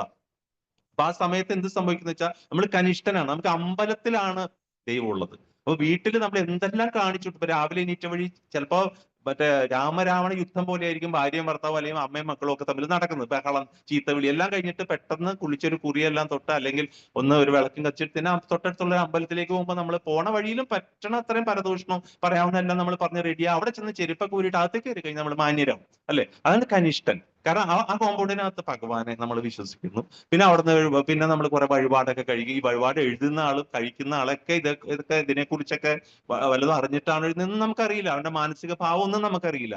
നമ്മൾ അവിടെ കൊടുത്തു, നമ്മൾ കുറച്ച് നിവേദ്യവും പ്രസാദവും ഒക്കെ മേടിച്ചു, നമ്മൾ പുറത്തു വന്നു. പുറത്ത് വരണ വഴിക്ക് തന്നെ കഴിഞ്ഞുവല്ലോ, തൊഴുത് കഴിഞ്ഞു. ഇനി പിന്നെ അപ്പോഴായിരിക്കും കൂടെയുള്ള ഒരാളെ കാണും, അപ്പൊ തന്നെ അതെ അപ്പുറത്തെ വീട്ടിലെ മറ്റവരുടെ കുട്ടി അവരുടെ കൂടെ പോയി, ആ കാര്യം മാറി കഴിഞ്ഞു, അല്ലെ? ഞാൻ ആരെയും കുറ്റപ്പെടുത്തുന്നതല്ല, എന്നെയും കൂടി ചേർത്താ പറയുന്നത്. ഇതാണ് നമ്മളുടെ ഇവിടെ നടക്കുന്ന കാര്യം. അപ്പൊ ഇവിടെ എവിടെയാ ഭക്തി വരുന്നത്? അപ്പൊ ഇതാണ് കനിഷ്ഠന്റെ സ്ഥിതി. ആ ക്ഷേത്രത്തിൽ മാത്രം ദൈവത്തിനെ കാണും. പുറത്തിറങ്ങി കഴിയുമ്പോൾ വീണ്ടും ഈ ഒരു കാരണം ഭൗതികത ഇത് നമ്മുടെ അവസ്ഥ തന്നെയാണ്. ഇവിടെ ആരും രക്ഷപ്പെട്ടിട്ടില്ല. പണ്ട് ഈ ഭഗവത്ഗീത പുസ്തകം ആദ്യമായിട്ട് വായിച്ചു തുടങ്ങുമ്പോൾ കുറെ വർഷങ്ങൾക്ക് മുന്നേ ഭഗവത്ഗീത യഥാരു ആസിറ്റീസ് ഇങ്ങനെ വായിച്ചു തുടങ്ങുകയാണ് ഒരു ഭക്തി ഇതിൽ ഇരുന്നിട്ട് ഖത്തറിൽ വെച്ചാണ്. അപ്പൊ ഇങ്ങനെ വായിച്ചിരുന്നപ്പോ ഒരു തുടക്കക്കാരൻ എന്ന നിലയ്ക്ക്, ഞാൻ ഭഗവത്ഗീത വായിച്ചിട്ടേ ഇല്ല അതിന് മുന്നുള്ള സത്യം പറയാം. അതിന് മുന്നേ വായിച്ചിട്ടൊക്കെ ഉണ്ട് അടുത്ത്, പക്ഷെ അതിനെക്കുറിച്ച് അറിയാം. എന്താ പുസ്തകം എന്ന് അറിയില്ല. ഏതോ ഒരു പുസ്തകത്തിൽ ഒരു പുസ്തകം ഭഗവത്ഗീത, ഓരോ ദൈവങ്ങളിൽ ഒരു ദൈവം കൃഷ്ണൻ, അങ്ങനെയുള്ള അവസ്ഥയിൽ ഇരിക്കുന്ന സമയത്താണ് ഇസ്കോണിന്റെ സത്സംഗത്തിൽ പോയിട്ട് ഇരുന്നിട്ട് ഭഗവാന്റെ ആ സുപ്രീമസി മനസ്സിലാക്കുന്നു. അപ്പൊ ആ മനസ്സിലാക്കുമ്പോൾ ഒരു തരം എന്താ പറയുന്ന ഒരു എനിക്ക് ചിലപ്പോൾ എല്ലാവർക്കും ഉണ്ടാവും ഭയങ്കര ഒരു ഒരു അറിവ് കിട്ടുന്നതിന്റെ ഒരു ത്രില്ല് അല്ലെങ്കിൽ ഒരു ഇത് വരികയാണ്. അപ്പൊ ഇതൊക്കെ അറിയാൻ പറ്റിയില്ലല്ലോ എന്നുള്ളൊരു വിഷമവും ഇതൊക്കെ ആയിട്ട് ഇങ്ങനെ വായിക്കുമ്പോൾ ഞാൻ തന്നെ കുറേശ്ശെ പ്രഭുവാദരായി തുടങ്ങി. കാരണം എനിക്ക് അഹങ്കാരം വരിക. കാരണം വെച്ചാൽ ഞാനിത് വായിക്കുമ്പോൾ എന്റെ കൂടെയുള്ള പലർക്കും ഇതിനെക്കുറിച്ച് അറിയില്ലല്ലോ. അപ്പൊ ഞാൻ അവർക്കൊക്കെ പറഞ്ഞു കൊടുക്കുന്നുണ്ട്. എനിക്ക് പറഞ്ഞു കൊടുക്കാൻ ഭയങ്കര ഇഷ്ടം. അപ്പൊ ഞാൻ ഇങ്ങനെ ഇരുന്നിട്ട് അവർക്ക് പറഞ്ഞു കൊടുക്കുമ്പോൾ അവർ പറയുമോ കൊള്ളാം, രാജേഷ് നന്നായിട്ട് പറഞ്ഞു. അപ്പൊ എനിക്കെന്താ അഹങ്കാരം വെച്ച് കയറി, ഞാൻ അറിയുന്നില്ല ഇത് അറിയുന്നത് കുറെ കഴിയുമ്പോഴാണ്. അപ്പൊ ഞാനിങ്ങനെ വായിച്ചു കൂട്ടിയിട്ട് ഞാനിങ്ങനെ വിചാരിക്കുകയാണ് ഈ ചുറ്റും ഇരിക്കുന്ന മറ്റുള്ളവർക്ക് ഈ പറയണതൊന്നും അറിയില്ല, എനിക്കിതെല്ലാം അറിയാം. അപ്പൊ ഒരു ദിവസം ഗോവർദ്ധൻ ഗിരി പ്രഭുവിന്റെ ക്ലാസ് അറ്റൻഡ് ചെയ്തു. അപ്പൊ ഗിരിപ്രഭു എന്തോ പറഞ്ഞപ്പോ ഗിരിപ്രഭു എടുത്തു പറഞ്ഞു, ആരും വിചാരിക്കരുത് പ്രഭുപാദരുടെ പുറപ്പെട്ട് വായിക്കുമ്പോൾ ഇതെല്ലാം മറ്റുള്ളവർക്ക് വേണ്ടി പറയണ, പ്രഭുപാദര് ഈ വായിക്കുന്ന ആളോടാണ് പറയുന്നത് ഇതെല്ലാം എന്ന് പറഞ്ഞു. അപ്പോഴാണ് തലയ്ക്ക് കിട്ടിയത്. പിന്നെ ഞാൻ വീണ്ടും എല്ലാം വായിച്ചു പോയി കഴിഞ്ഞപ്പോൾ ശരിയാണ്, ഇതെല്ലാം എന്നോടാ പറയുന്നത്. അപ്പൊ മനസ്സിലായി. അപ്പൊ നമ്മൾ പത്തി താന്നു മനസ്സിലായി, നമുക്കൊന്നും അറിഞ്ഞുകൂടാ. കാരണം നമ്മള് ആ ഒരു നമ്മൾ വായിക്കുമ്പോൾ നമ്മൾ പെട്ടെന്ന് വിചാരിക്കും നമ്മൾ വായിച്ച് മനസ്സിലാക്കുന്നത് മറ്റൊരാൾക്ക് പറഞ്ഞു കൊടുക്കുമ്പോൾ നമ്മൾ വിചാരിക്കും ഇതെല്ലാം ഞാൻ പറഞ്ഞു കൊടുക്കുന്നത്. ഇതെല്ലാം പ്രഭുപാദര് നമ്മളോട് ഇപ്പൊ പ്രഭാതർ എന്നോട് പറയുന്നതായിട്ട് തന്നെയാണ് ഞാനിപ്പോ എല്ലാവർക്കും എപ്പോഴും ഞാനത് മനസ്സിൽ പറയും. ഇത് പ്രഭാതർ എന്നോട് പറയുന്നത് എനിക്ക് തലക്കിട്ട് കിട്ടിക്കൊണ്ടിരിക്കണം, ഇത് തലക്കിട്ട് കിട്ടിക്കൊണ്ടിരിക്കുക എന്ന് പറയുമ്പോൾ നമ്മുടെ പത്തി താഴും. അങ്ങനെ കൊണ്ടുപോയാൽ മാത്രമേ നമുക്ക് നമ്മുടെ ആദ്യം പറഞ്ഞ 26 ഗുണങ്ങളായ വിനയമൊക്കെ നമുക്ക് വരുള്ളൂ. അങ്ങനെ വന്നാൽ മാത്രമേ നമുക്ക് ഭക്തിയുത സേവനത്തിൽ പുരോഗമിക്കാനും സാധിക്കുള്ളൂ. ഇല്ലാന്നുണ്ടെങ്കിൽ കാരണം നമ്മള് ദാസൻ എത്ര ദാസൻ അവിടെ അടിയാൻ പറ്റുന്നു അത്രയും ദാസന്റെ ദാസനായിട്ട് അത്രയും എളിമയിൽ നമുക്ക് നിൽക്കാൻ സാധിച്ചു കഴിഞ്ഞാൽ നമുക്ക് ഭഗവാന്റെ അടുത്തേക്ക് എത്താൻ സാധിക്കും. കാരണം നമുക്ക് ഈ ഒരു വീണ്ടും എടുത്തു പറയുന്ന ഈ ഒരു ജ്ഞാനം നമുക്ക് ഈ സത്സംഗത്തിൽ മാത്രമേ കിട്ടുള്ളൂ. കാരണം നമ്മൾ പുസ്തകം മാത്രം ഒറ്റയ്ക്ക് വായിച്ചാൽ പോലും നമുക്കിത് കിട്ടില്ല. കാരണം അതിന് നമുക്ക് സത്സംഗം വേണം ഭഗവാന്റെ. കാരണം ഇതെല്ലാം വരുന്നത് എവിടെ നിന്നാണ്? കാരണം നമുക്ക് ബൈ ഗ്രേസ് ഓഫ് ഗോഡ് നമുക്ക് എന്താ സംഭവിച്ചത്, നമുക്ക് പ്രഭുപാദരുടെ ഒരു പരമ്പരയിൽ നമുക്ക് കണക്ട് ആയിട്ടുണ്ട്. അപ്പൊ ആ പരമ്പരയുടെ അത് ബോണഫൈഡ് ഇതിലാണ് നമ്മൾ വന്നിരിക്കുന്നത്. കാരണം അതിന്റെ ഒരു ഗുണം എന്താണെന്ന് വെച്ചാൽ അത് തുടങ്ങുന്നത് എവിടെ നിന്നാണ്? ഭഗവാൻ ശ്രീകൃഷ്ണനിൽ നിന്നാണ്. അപ്പൊ അവിടെ അതിനകത്തൊരു കലർപ്പില്ല. അപ്പൊ നമുക്ക് ധൈര്യമായിട്ട് ഇതിനകത്തുള്ള എല്ലാം വായിച്ച് അങ്ങനെ തന്നെ ജീവിതത്തിലേക്ക് പകർത്തിക്കൊണ്ട് പോകാം. യാതൊരു പേടിക്കേണ്ട ആവശ്യമില്ല. നമ്മളത് തിരഞ്ഞ് സമയം കളയേണ്ട ആവശ്യമില്ല. കാരണം ഇത് വരുന്നത് ഭഗവാൻ. അപ്പൊ ശ്രീല പ്രഭുപാദർ എന്ത് പറയുന്നതോ അത് നമ്മൾ ഒന്നും നോക്കണ്ട. അതിനകത്ത് ശരിയുണ്ടോ തെറ്റുണ്ടോ ഒന്നും നോക്കേണ്ട ആവശ്യമില്ല. നമുക്ക് അപ്പാടെ വിഴുങ്ങാം. കാരണം ഇത് ഭഗവാനിൽ നിന്ന് വരുന്നത് തന്നെയാണ്. അതിനകത്ത് യാതൊരു മാറ്റവുമില്ല. അപ്പൊ ഇതെല്ലാം നമുക്ക് ലഭിക്കണമെങ്കിൽ നമുക്ക് എന്ത് ചെയ്യണം? ഈ ആശ്രിക സ്വഭാവങ്ങളെ കുറിച്ച് അറിഞ്ഞിട്ട് നമ്മൾ മനസ്സിലാക്കി അതിനെ എടുത്ത് കളയണം. ഒരു അതിന് കർമ്മത്തിന്റെ കാര്യം പറയുമ്പോൾ തന്നെ ഈ കർമ്മം ചെയ്ത അതിന്റെ ഫലം വരുന്ന കാര്യത്തിലൊന്നും അവർക്ക് യാതൊരു, അതുകൊണ്ടാണ് അവർ ഒരുപാട് പൈസയ്ക്ക് വേണ്ടി എന്തും ചെയ്യുന്ന ഇവിടെ പർപ്പട്ടി തന്നെ പ്രഭാതർ പറഞ്ഞിരിക്കുന്നു. പൈസക്ക് ഏത് രീതിയിലായാലും അല്ലെ, അത് നോക്കിയോ, അനേകായിരം ആഗ്രഹങ്ങളുടെ വലക്കെട്ടിൽ അകപ്പെട്ട് ക്രോധങ്ങൾക്ക് അധീനരായി സുഖഭോഗങ്ങൾ അന്യായമായിട്ടെങ്കിലും അവർ ധനം സമ്പാദിക്കുന്നു. പ്രഭാതരാന പർപ്പട്ടി തന്നെ പറഞ്ഞു അന്യായമായിട്ട്. ഒരിക്കലും നമ്മൾ അല്ലെ ധർമ്മം അർത്ഥ കാമ മോക്ഷം ആ വഴിയിലുള്ള മോക്ഷം എന്തുകൊണ്ട് ഇല്ലാതായി? ശരിക്കും ഈ പുരുഷാർത്ഥങ്ങളിലൂടെ ഒരു മനുഷ്യനായി പിറന്ന ഒരു വ്യക്തി ഈ 4 പുരുഷാർത്ഥങ്ങളിലൂടെ കടന്നു പോയിട്ട് വേണം മോക്ഷം പ്രാപിക്കാൻ. അപ്പൊ ധർമ്മം ഉണ്ടാണ്. ആ ധർമ്മത്തിലൂടെ നേടുന്ന അർത്ഥം ധനം അല്ലെങ്കിൽ സമ്പത്ത് ഉണ്ടെങ്കിൽ അത് വെച്ച് വേണം നമ്മുടെ കാമം ആഗ്രഹങ്ങൾ പൂർത്തീകരിക്കണം. അങ്ങനെ ചെയ്താൽ കിട്ടുന്ന മോക്ഷമാണ്. അത് ഇന്ന് നമുക്ക് സാധ്യമല്ല. എന്താ കാരണം? എന്താണ്? നമുക്ക് ധർമ്മമില്ല അല്ലെ. നമ്മുടെ കയ്യിൽ ആ അവസാനത്തെ ആകെ ഉള്ള എന്താ? കാമം. അതിനു വേണ്ടിയിട്ട് അർത്ഥം. അതിന് ഏതു വഴിയിലൂടെയും സമ്പാദിക്കാം. അത് ധർമ്മത്തിലൂടെ അല്ല സമ്പാദിക്കുന്നത്. അപ്പൊ ധർമ്മത്തിലൂടെ സമ്പാദിക്കാത്ത ഒരു അർത്ഥവും കൊണ്ട് പോയി കഴിഞ്ഞാൽ നമുക്ക് ഒരിക്കലും കാമപൂർത്തീകരണം, നമ്മുടെ ആഗ്രഹങ്ങൾ പൂർത്തീകരിച്ച് പോകുമെന്നല്ലാതെ ഒരു രീതിയിൽ നമുക്ക് മോക്ഷത്തിലേക്ക് പോകാനോ, അല്ലെങ്കിൽ മോക്ഷം, ഒരു ശുദ്ധഭക്തൻ മോക്ഷം ആഗ്രഹിക്കുന്നില്ല എങ്കിലും ഒരു വ്യക്തി ഒരു ഭക്തിയിൽ കടക്കുമ്പോൾ എപ്പോഴും ആള് ആഗ്രഹിക്കുന്ന ആദ്യം മോക്ഷം തന്നെയായിരിക്കും അവർ പറയുന്നത്. പക്ഷെ അതിന്റെ ഹയർ ലെവലിലേക്ക് പോകുമ്പോൾ നമുക്ക് മനസ്സിലാവും മോക്ഷം പോലും നമുക്ക് ഭക്തി രസാമൃത സിന്ധുവിലേക്കൊക്കെ കടക്കുമ്പോൾ നമുക്ക് മനസ്സിലാവും മോക്ഷമൊക്കെ ഏറ്റവും ലീസ്റ്റ് പ്രയോറിറ്റി ആണെന്ന് നമുക്ക് അത് മനസ്സിലാവും. അതാണ് ഒരു കാര്യമായിട്ട് പിന്നെ അതിനകത്ത് പറയുന്നത്. അപ്പോ ഇന്ദ്രിയ സന്ദർപ്പണത്തിന് നമ്മൾ പോകാൻ പാടില്ല എന്നുള്ള ഒരു വ്യക്തികളുടെ ഇത് പറഞ്ഞപ്പോ, കാരണം ഇപ്പൊ പോകുന്ന ഓരോ വ്യക്തി സ്വഭാവങ്ങളെ കുറിച്ചാണ്. അപ്പൊ ഇവിടെ ഒരിക്കൽ കേട്ടതാണ് ദുര്യോധനൻ കൃഷ്ണന്റെ അടുത്ത് ചോദിക്കുകയാണ്, എന്നെ എല്ലാവരും വളരെ മോശക്കാരനായിട്ടാണ് ഇപ്പോൾ പറയുന്നത്, എന്നാ യുധിഷ്ഠിരനെ ആണെങ്കിൽ നല്ല നല്ല കുട്ടിയായിട്ട് പറയുന്നത്. എന്താ? ഞാൻ ധർമ്മമായിട്ടാണ് എന്റെ കാര്യങ്ങൾ. കാരണം ഈ ചെയ്യുന്ന വ്യക്തിക്ക് അറിയില്ലല്ലോ. അപ്പൊ ദുര്യോധനൻ ചെയ്യുന്നതെല്ലാം ശരിയാണെന്നാണ് ദുര്യോധനന് തോന്നുന്നത്. ഞാൻ ധർമ്മമായിട്ടെല്ലാം ചെയ്യുന്നു. പക്ഷെ അവിടെ ഒരാളെയാണ് ധർമ്മപുത്രൻ എന്ന് വിളിക്കുന്നത്, എന്നെ എല്ലാവരും തല്ലുകൊള്ളി എന്നാണ് വിളിക്കുന്നത്. ഇതെന്താ കാരണം? അപ്പൊ കൃഷ്ണൻ പറയും, ഒരു കാര്യം ചെയ്യും, നീ പോയിട്ട് നാളെ ഒരു നല്ല ആളെ കൂട്ടിക്കൊണ്ടുവരും. ഈ ഹസ്തിനപുരിയിൽപ്പെട്ട് ഒരു ഏറ്റവും നല്ല വ്യക്തിയെ കൂട്ടിക്കൊണ്ടുവരാൻ പറയും. അതേസമയം തന്നെ ദുര്യോധനന്റെ അടുത്ത് യുധിഷ്ഠിരന്റെ അടുത്ത് പറയും, ഒരു വളരെ മോശപ്പെട്ട ഒരാളെ നീയും കൂട്ടിക്കൊണ്ടുവരാൻ പറയും. ശരി, രണ്ടുപേരും പോയി. പിറ്റേ ദിവസം രാവിലെ രണ്ടുപേരും വെറും കൈയോടെ വരുന്നത്. രണ്ടുപേരും ഒറ്റയ്ക്കാ വരുന്നത്. കൃഷ്ണൻ ചോദിച്ചു, എന്ത് പറ്റി? അപ്പോ ദുര്യോധനോട് ചോദിക്കുക ആദ്യം. അപ്പൊ ദുര്യോധനൻ പറയും, കൃഷ്ണ, ഞാൻ ഈ ഹസ്തിനപുരി മുഴുവൻ തെരഞ്ഞിട്ട് ഒരു ഒറ്റ നല്ല വ്യക്തി എനിക്ക് കണ്ടുപിടിക്കാൻ പറ്റില്ല. എല്ലാവർക്കും എന്തെങ്കിലും ഒരു കുറ്റമുണ്ട്, ഒരു പ്രശ്നമുണ്ട്. ഒരാളെ എനിക്ക് ഇവിടെ കിട്ടുന്നില്ല എന്ന് പറയും. അപ്പൊ യുധിഷ്ഠിരനോട് ചോദിക്കുമ്പോൾ യുധിഷ്ഠിരൻ പറയും, എന്റെ സ്ഥിതി അത് തന്നെ. ഞാൻ ഈ ഹസ്തിനപുരി മുഴുവൻ തെരഞ്ഞിട്ടും എനിക്ക് ഒരു മോശക്കാരനവർ, എല്ലാവരും നല്ലവരാ. ഏറ്റവും മോശമുള്ള ആളുകൾക്കുണ്ട്, ഒരാളെ മോശമായിട്ട് എനിക്ക് കാണാൻ പറ്റുന്നില്ല. കൃഷ്ണൻ ചോദിക്കും, ദുര്യോധനന് മനസ്സിലായ കാര്യം. അപ്പൊ എന്താ സംഭവിക്കുന്നതെന്ന് വെച്ചാല് നമ്മളിൽ മനസ്സിലുള്ളതാണ് നമ്മൾ പുറത്ത് കാണുന്നത്. അപ്പൊ നമ്മൾ ആദ്യം അത് മനസ്സിലാക്കുക. അപ്പൊ മറ്റുള്ളവരിൽ നമ്മുടെ ക്വാളിറ്റീസ് അന്ന് പറഞ്ഞപ്പോ നമ്മൾ പറഞ്ഞു, ഞാൻ തന്നെയാണ് അന്ന് എടുത്തത് 3 അധ്യായങ്ങൾ, അല്ല 3 ശ്ലോകം ഈ ചാപ്റ്ററിന്റെ. അതിനകത്ത് 26 ക്വാളിറ്റി നമ്മൾ പറയുന്നുണ്ട്. അപ്പൊ അതിനകത്ത് നമ്മളൊരു പ്രധാന കാര്യങ്ങൾ പറയുന്നതാണ് മറ്റുള്ളവരിൽ കുറ്റം കണ്ടെത്താതിരിക്കുക. നമ്മുടെ ഏറ്റവും മോശമായ ഒരു ക്വാളിറ്റിയാണ്. കാരണം നമുക്ക് മറ്റുള്ളവരിൽ കുറ്റം കണ്ടെത്താൻ ഈ ദുര്യോധനന്റെ സ്ഥിതി പോലെ. കാരണം നമ്മുടെ മനസ്സിലുള്ളതാണ് നമ്മൾ പുറത്ത് കാണുള്ളൂ. അസമയം യുധിഷ്ഠിരൻ എല്ലാം നല്ലത് കാണുന്നതുകൊണ്ട് അദ്ദേഹത്തിന് ഒന്നിലും ഒരു തെറ്റ് കാണാൻ സാധിക്കുക, നല്ലത് മാത്രം കണ്ടുപോകും. അപ്പൊ അങ്ങനെ നല്ലത് മാത്രം. അപ്പൊ ചോദിക്കും, അപ്പൊ പിന്നെന്തിനാ ഈ ക്വാളിറ്റീസിനെ കുറിച്ച് ഇവിടെ പറയുന്നത് അല്ലെ? പക്ഷെ അത് നമുക്ക് അറിഞ്ഞിരിക്കണം. അവരുടെ ക്വാളിറ്റിയിലല്ല ഇപ്പൊ നമ്മൾ നിൽക്കുന്നത്. നമ്മൾ നിൽക്കുന്നത് കലിയുഗത്തില്. അപ്പൊ നമ്മുടെ സ്ഥിതി പെട്ടെന്ന് എവിടെ വേലിയമ്മ നിൽക്കുന്ന എന്താ കയ്യാലപ്പുറത്തെ തേങ്ങ എന്ന് പറയുന്നത്, എപ്പോ വേണമെങ്കിലും നമ്മൾ മറിയാം. അങ്ങോട്ട് മറിയാൻ നിൽക്കുമ്പോഴായിരിക്കും ഒരു തട്ട് ഇങ്ങോട്ട് മറിയും. കാരണം ഭൗതികത അത്രയും നമ്മളെ ചൂഴ്ന്ന് എടുത്തുകൊണ്ടിരിക്കുകയാണ്. അപ്പോ നമ്മൾ മനസ്സിലാക്കേണ്ട കാര്യം, നമ്മുടെ മനസ്സിനെ അങ്ങനെ പ്യൂരിഫൈ ചെയ്ത് പോകണമെങ്കിൽ നമുക്ക് എന്ത് ആവശ്യമാണ്? ശരീരത്തിന് നമുക്ക് എങ്ങനെ പ്യൂരിഫൈ ചെയ്യാം? മനസ്സിനെ നമുക്ക് പ്യൂരിഫൈ ചെയ്യണമെങ്കിൽ നമുക്ക് ഭൗതികമായ ഒന്നുകൊണ്ടും മനസ്സിനെ പ്യൂരിഫൈ ചെയ്യാൻ സാധിക്കില്ല. കാരണം അവിടെ നമ്മൾ പ്യൂരിഫൈ ചെയ്യുന്നത് നമ്മൾ എന്ന് പറഞ്ഞാൽ നമുക്കറിയാം ഈ ശരീരമല്ല, അത് ഭഗവാന്റെ അംശമായ ജീവാത്മാവാണ്, സ്പിരിറ്റ് സോൾ ആണ്. അപ്പൊ ആ സ്പിരിറ്റ് സോള് ഈ ശരീരത്തിൽ ഇരിക്കുമ്പോൾ ഈ ശരീരം അതിന്റെ പലതും നമ്മൾ 14ാമത്തെ അധ്യായത്തിൽ അതിനെക്കുറിച്ച് വിശദമായിട്ട് പഠിച്ചതാണ്. നമ്മൾ ആ ആത്മാവ് എന്ത് ചെയ്യുന്ന വെച്ചാൽ ഈ ശരീരത്തിന്റെ ഒപ്പം കിടന്ന് ഡാൻസ് കളിക്കാൻ തുടങ്ങും. ശരീരം എന്ത് ചെയ്യുന്നു അത്. ഇപ്പൊ ശരീരം ഒരു നായയുടെ ശരീരമാണെങ്കിൽ ആത്മാവ് അതുകൊണ്ട് എൻജോയ് ചെയ്തു പോകും. കാരണം ആത്മാവ് അത് ശരീരമാണെന്ന് ശ്ലോകം നമ്മൾ പഠിച്ചിട്ടുണ്ട്. അത് ശരീരമാണ് താൻ എന്ന് അതും വിചാരിച്ചു പോകും. ഇല്യൂഷനിൽ പെടും. പക്ഷെ നമ്മൾ ഈ അവബോധം ഈ മനുഷ്യ രൂപത്തിൽ നേരത്തെ പറഞ്ഞ പോലെ ഈ 4 ലക്ഷം തരം നമുക്ക് കിട്ടി. അതിനകത്ത് നമ്മൾ ആ 4 ലക്ഷം തരത്തിൽ നമ്മൾ ഡിപ്പെൻഡ്സ് ഓൺ ദ അതിന്റെ ലെവലാണ്, നമ്മളുടെ കോൺഷ്യസ്നെസിന്റെ ലെവൽ അനുസരിച്ചാണ് നമ്മൾ. അപ്പൊ ആ ലെവല് നമ്മൾ ഉയർത്തി കൊണ്ടുവരണം. അല്ലെങ്കിൽ നമ്മൾ മനുഷ്യരെ എന്ന് നേരത്തെ പറഞ്ഞ പോലെ ഇരിക്കും. ആഹാര, നിദ്ര, ഭയമൈഥുനം, ചാപറ. മനുഷ്യനാണോ? മനുഷ്യനാണ്. എന്നാ ക്വാളിറ്റീസ് ഉണ്ടോ? ഇല്ല. മനുഷ്യന്റെ രൂപമുണ്ട്, പക്ഷെ സ്വഭാവം മൃഗത്തിന്റെയാണ് എന്നുള്ള രീതിയിലായിട്ട് കാര്യമില്ല.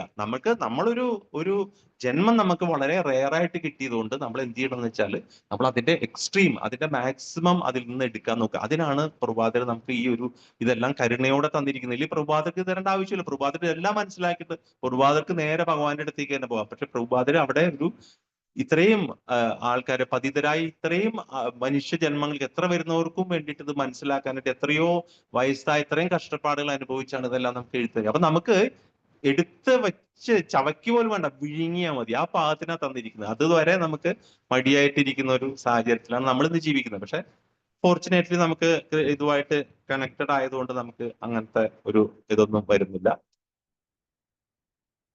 ഇനി പർപ്പറ്റിൽ വേറെ എന്തെങ്കിലും പറഞ്ഞിട്ടുണ്ടോ എന്ന് നോക്കാം. ഇതിനകത്ത് അത് ഇപ്പൊ പറഞ്ഞതിനെ തന്നെയാണ് പറയുന്നത്. അതായത് ഇങ്ങനെ കർമ്മങ്ങളുടെ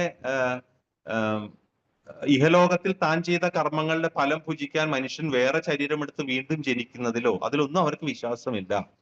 പിന്നെ ഇവിടെ ഒരു എക്സാമ്പിൾ പ്രഭാതര് വളരെ രസമായിട്ട് പറഞ്ഞിട്ടുണ്ട്.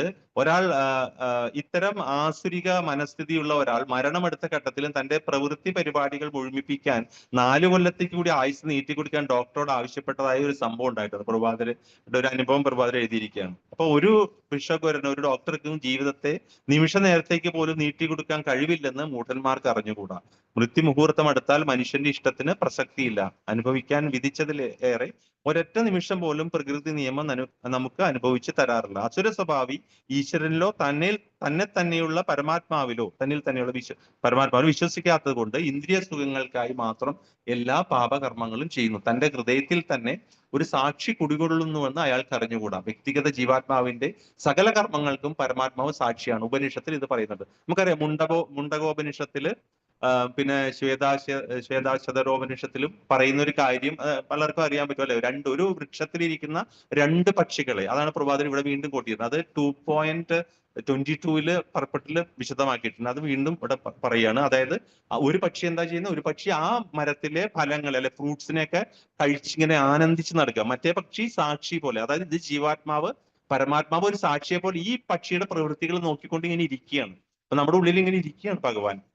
അപ്പൊ നമ്മൾ എന്താ ചെയ്യണം? അങ്ങോട്ട് നോക്കാതെ നമ്മൾ ആ എൻജോയ്മെന്റിൽ, ആ സെൻസ് ഗ്രാറ്റിഫിക്കേഷനിൽ കറങ്ങുന്നു. അതാണ് ഈ ശ്ലോകമായിട്ട് കണക്ട് ചെയ്ത് വരുന്നത്, ഇന്ദ്രിയ സന്ദർഭം. അങ്ങനെ പോയിക്കൊണ്ടിരിക്കുമ്പോൾ നമ്മൾ അങ്ങനെ അത് ചെയ്ത് നമുക്ക് ഇങ്ങനെ അത് കഴിഞ്ഞ് ചിലപ്പോൾ നമ്മൾക്ക് പ്രവൃത്തി മോശമായി കഴിഞ്ഞാലോ ആ ഒരു ജന്മത്തിൽ കിട്ടുന്ന ശരീരമായിരിക്കില്ല അടുത്തത്. പക്ഷെ അവിടെയും ജീവാത്മാ രൂപേണ ഭഗവാൻ വന്നിരിക്കുകയാണ്. അപ്പോ നമ്മൾ അപ്പോ എപ്പോഴെങ്കിലും ഒരു സമയത്ത് നമ്മൾ ഈ ഒരു എൻജോയ്മെന്റിൽ നിന്ന് നമ്മുടെ കണ്ണ് മാറ്റിയിട്ട് ആ ഭഗവാനിലേക്ക് തല തിരിച്ച് ഭഗവാൻ ഒന്ന് നോക്കിയാൽ മതി. അവിടെ നമുക്ക് എന്ത് സാധിക്കും? ആ ഭഗവാനുമായിട്ടുള്ള യോഗ, ഭക്തി യോഗ സാധിക്കും. ഇപ്പോ കഴിഞ്ഞ ക്ലാസ്സിൽ നേരത്തെ കൃഷ്ണപ്രഭു പറഞ്ഞിരുന്നു, ഭക്തിയുടെ സമർത്ഥിലെ ഒരു ശ്ലോകം പറഞ്ഞിരുന്നു, അതിന്റെ എക്സ്പ്ലനേഷൻ. അത് വളരെ പ്രാധാന്യമുള്ളതാണ് നമുക്ക് കലിയുഗത്തിൽ. കാരണം അത ശ്രീകൃഷ്ണ നാമാദി ന ഭവേദ് ഗ്രാഹ്യം ഇന്ദ്രിയൈ സേവോന്മുഖേഹി ജിഹ്വാദോ സ്വയമേവ സ്ഫുരത്യത. അതായത് ഭഗവാന്റെ രൂപം, നാമങ്ങൾ, ലീലകൾ, ഇതെല്ലാം അതീന്ദ്രിയമായതുകൊണ്ട് ഒരു സാധാരണ വ്യക്തിയുടെ ഇന്ദ്രിയങ്ങൾക്ക് ഗോചരമല്ല. ഇതൊന്നും നമുക്ക് വിഷയീഭവിക്കുന്നില്ല. അത് നമുക്ക് മനസ്സിലാക്കാൻ സാധിക്കുന്നില്ല. അപ്പോ അങ്ങനെയുള്ള ഒരു വ്യക്തി, അപ്പോ ഇയാൾ ഒരു ബദ്ധ ജീവാത്മാവാണ്, ഉപാധിബദ്ധനായ ജീവാത്മാവ്. അതാണ് എന്റെ ട്രാൻസ്ലേഷൻ. ഉപാധിബദ്ധനായ ജീവാത്മാവ് എപ്പോഴാണോ തന്റെ മുഖം ഭഗവാന് നേരെ നോക്കിയിട്ട് തന്റെ നാവ് കൊണ്ട് തിരുനാമം ജപിക്കുന്നത്, ആ സമയത്ത് അയാളിൽ എന്ത് സംഭവിക്കും? ഈ ക്ലീനിങ് പ്രോസസ്, ശുദ്ധീകരണം, പ്യൂരിഫിക്കേഷൻ പ്രോസസ്സ് സ്റ്റാർട്ട് ചെയ്യും.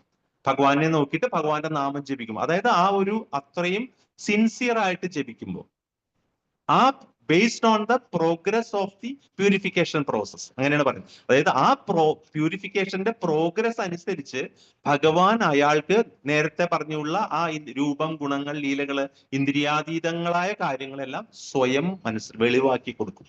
ആര്? ഭഗവാൻ വെളിവാക്കി കൊടുക്കും. അപ്പോ ഭഗവാൻ തന്നെ നമുക്കത് വെളിവാക്കി തരണം. അപ്പൊ അവിടെ പറയുന്നത്, രൂപഗോസ്വാമി പറയുന്നത് ആ ശ്ലോകത്തിൽ, അതിന് എന്ത് ചെയ്താൽ മതി? നമ്മൾ ഭഗവാന് നേരെ നമ്മൾ ഉപാധി, അതായത് നമ്മൾ ബദ്ധജീവാത്മാവ. എവിടെയാണ് നമ്മൾ കണ്ടീഷൻഡ് ആയിരിക്കുന്നത്?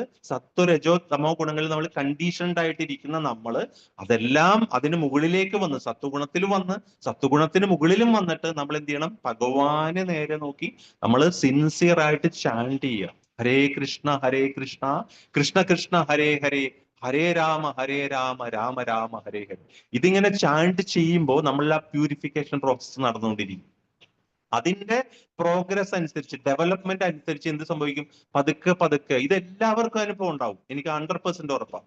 കാരണം എനിക്ക് അനുഭവമുണ്ട്. അപ്പൊ എല്ലാവർക്കും അനുഭവമുണ്ട്. കാരണം അങ്ങനെ നമ്മൾ നാമം ജപിച്ച് തുടങ്ങുമ്പോൾ നമുക്ക് പതുക്കെ പതുക്കെ ഭഗവത്ഗീത ശ്ലോകം മനസ്സിലായി തുടങ്ങും, അതിന്റെ അർത്ഥം മനസ്സിലാകും, ഇന്നർ മീനിങ് മനസ്സിലാകും, ഭഗവാനെ കുറിച്ച് മനസ്സിലാകും. ആരോ പറഞ്ഞ് മുന്നേ കേട്ട പോലെയൊക്കെ നമുക്ക് പുതിയ കാര്യങ്ങൾ വായിക്കുമ്പോൾ തന്നെ തോന്നല്, അല്ലെ? അങ്ങനെ അനുഭവം ഉള്ളവരുണ്ടാവും. അതൊക്കെ നമുക്ക് മനസ്സിലായി വരും. അത് എങ്ങനെ സാധിക്കുന്നു? അതാണ് ഹരേ കൃഷ്ണ മഹാമന്ത്രത്തിന്റെ പവർ എന്നുള്ളത്. അത് ഒരു സത്യമാണ്. അപ്പൊ അത് കലിയുഗത്തിൽ നമുക്ക് ചൈതന്യ മഹാപ്രഭു പ്രദാനം ചെയ്തതിനെ നമുക്ക് രൂപഗോസ്വാമി, ശ്രീലപ്രഭുപാദരൊക്കെ വഴി നമുക്കത് കിട്ടിയിരിക്കുന്നത് നമ്മുടെ ഒരു ഭാഗ്യമാണ്. അപ്പൊ നമ്മൾ അത് ചെയ്ത് മുന്നേറണം.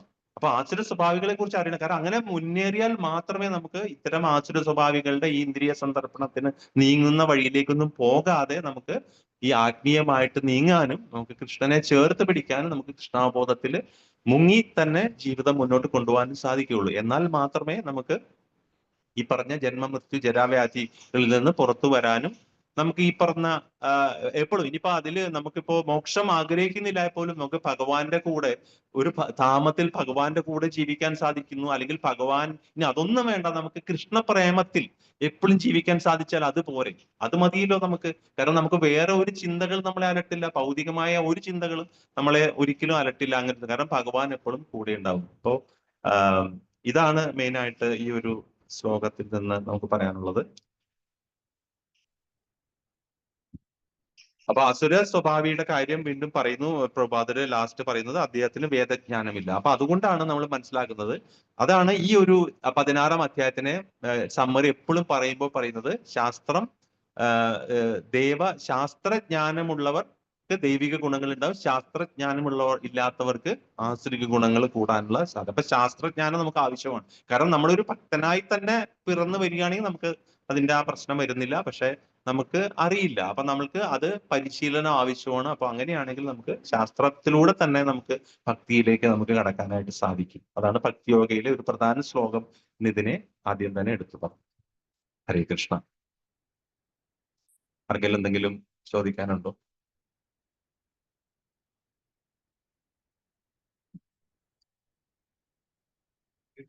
ചോദിക്കാനുണ്ടോ?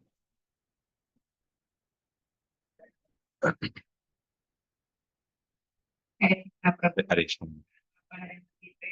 കൃഷ്ണ. നമുക്ക് പലതും നമ്മുടെ ജീവിതവുമായിട്ട് തന്നെ നമുക്ക് ബന്ധപ്പെടുത്താൻ പറ്റുന്നുണ്ട്. ഹരേ കൃഷ്ണ ഇതിന് വന്നു കഴിഞ്ഞപ്പോഴാണ് മനസ്സിലാകുന്നത് നമുക്ക് ആത്മീയ സ്വഭാവം നമ്മുടെ ഉള്ളിൽ ഉണ്ടായിരുന്നത്.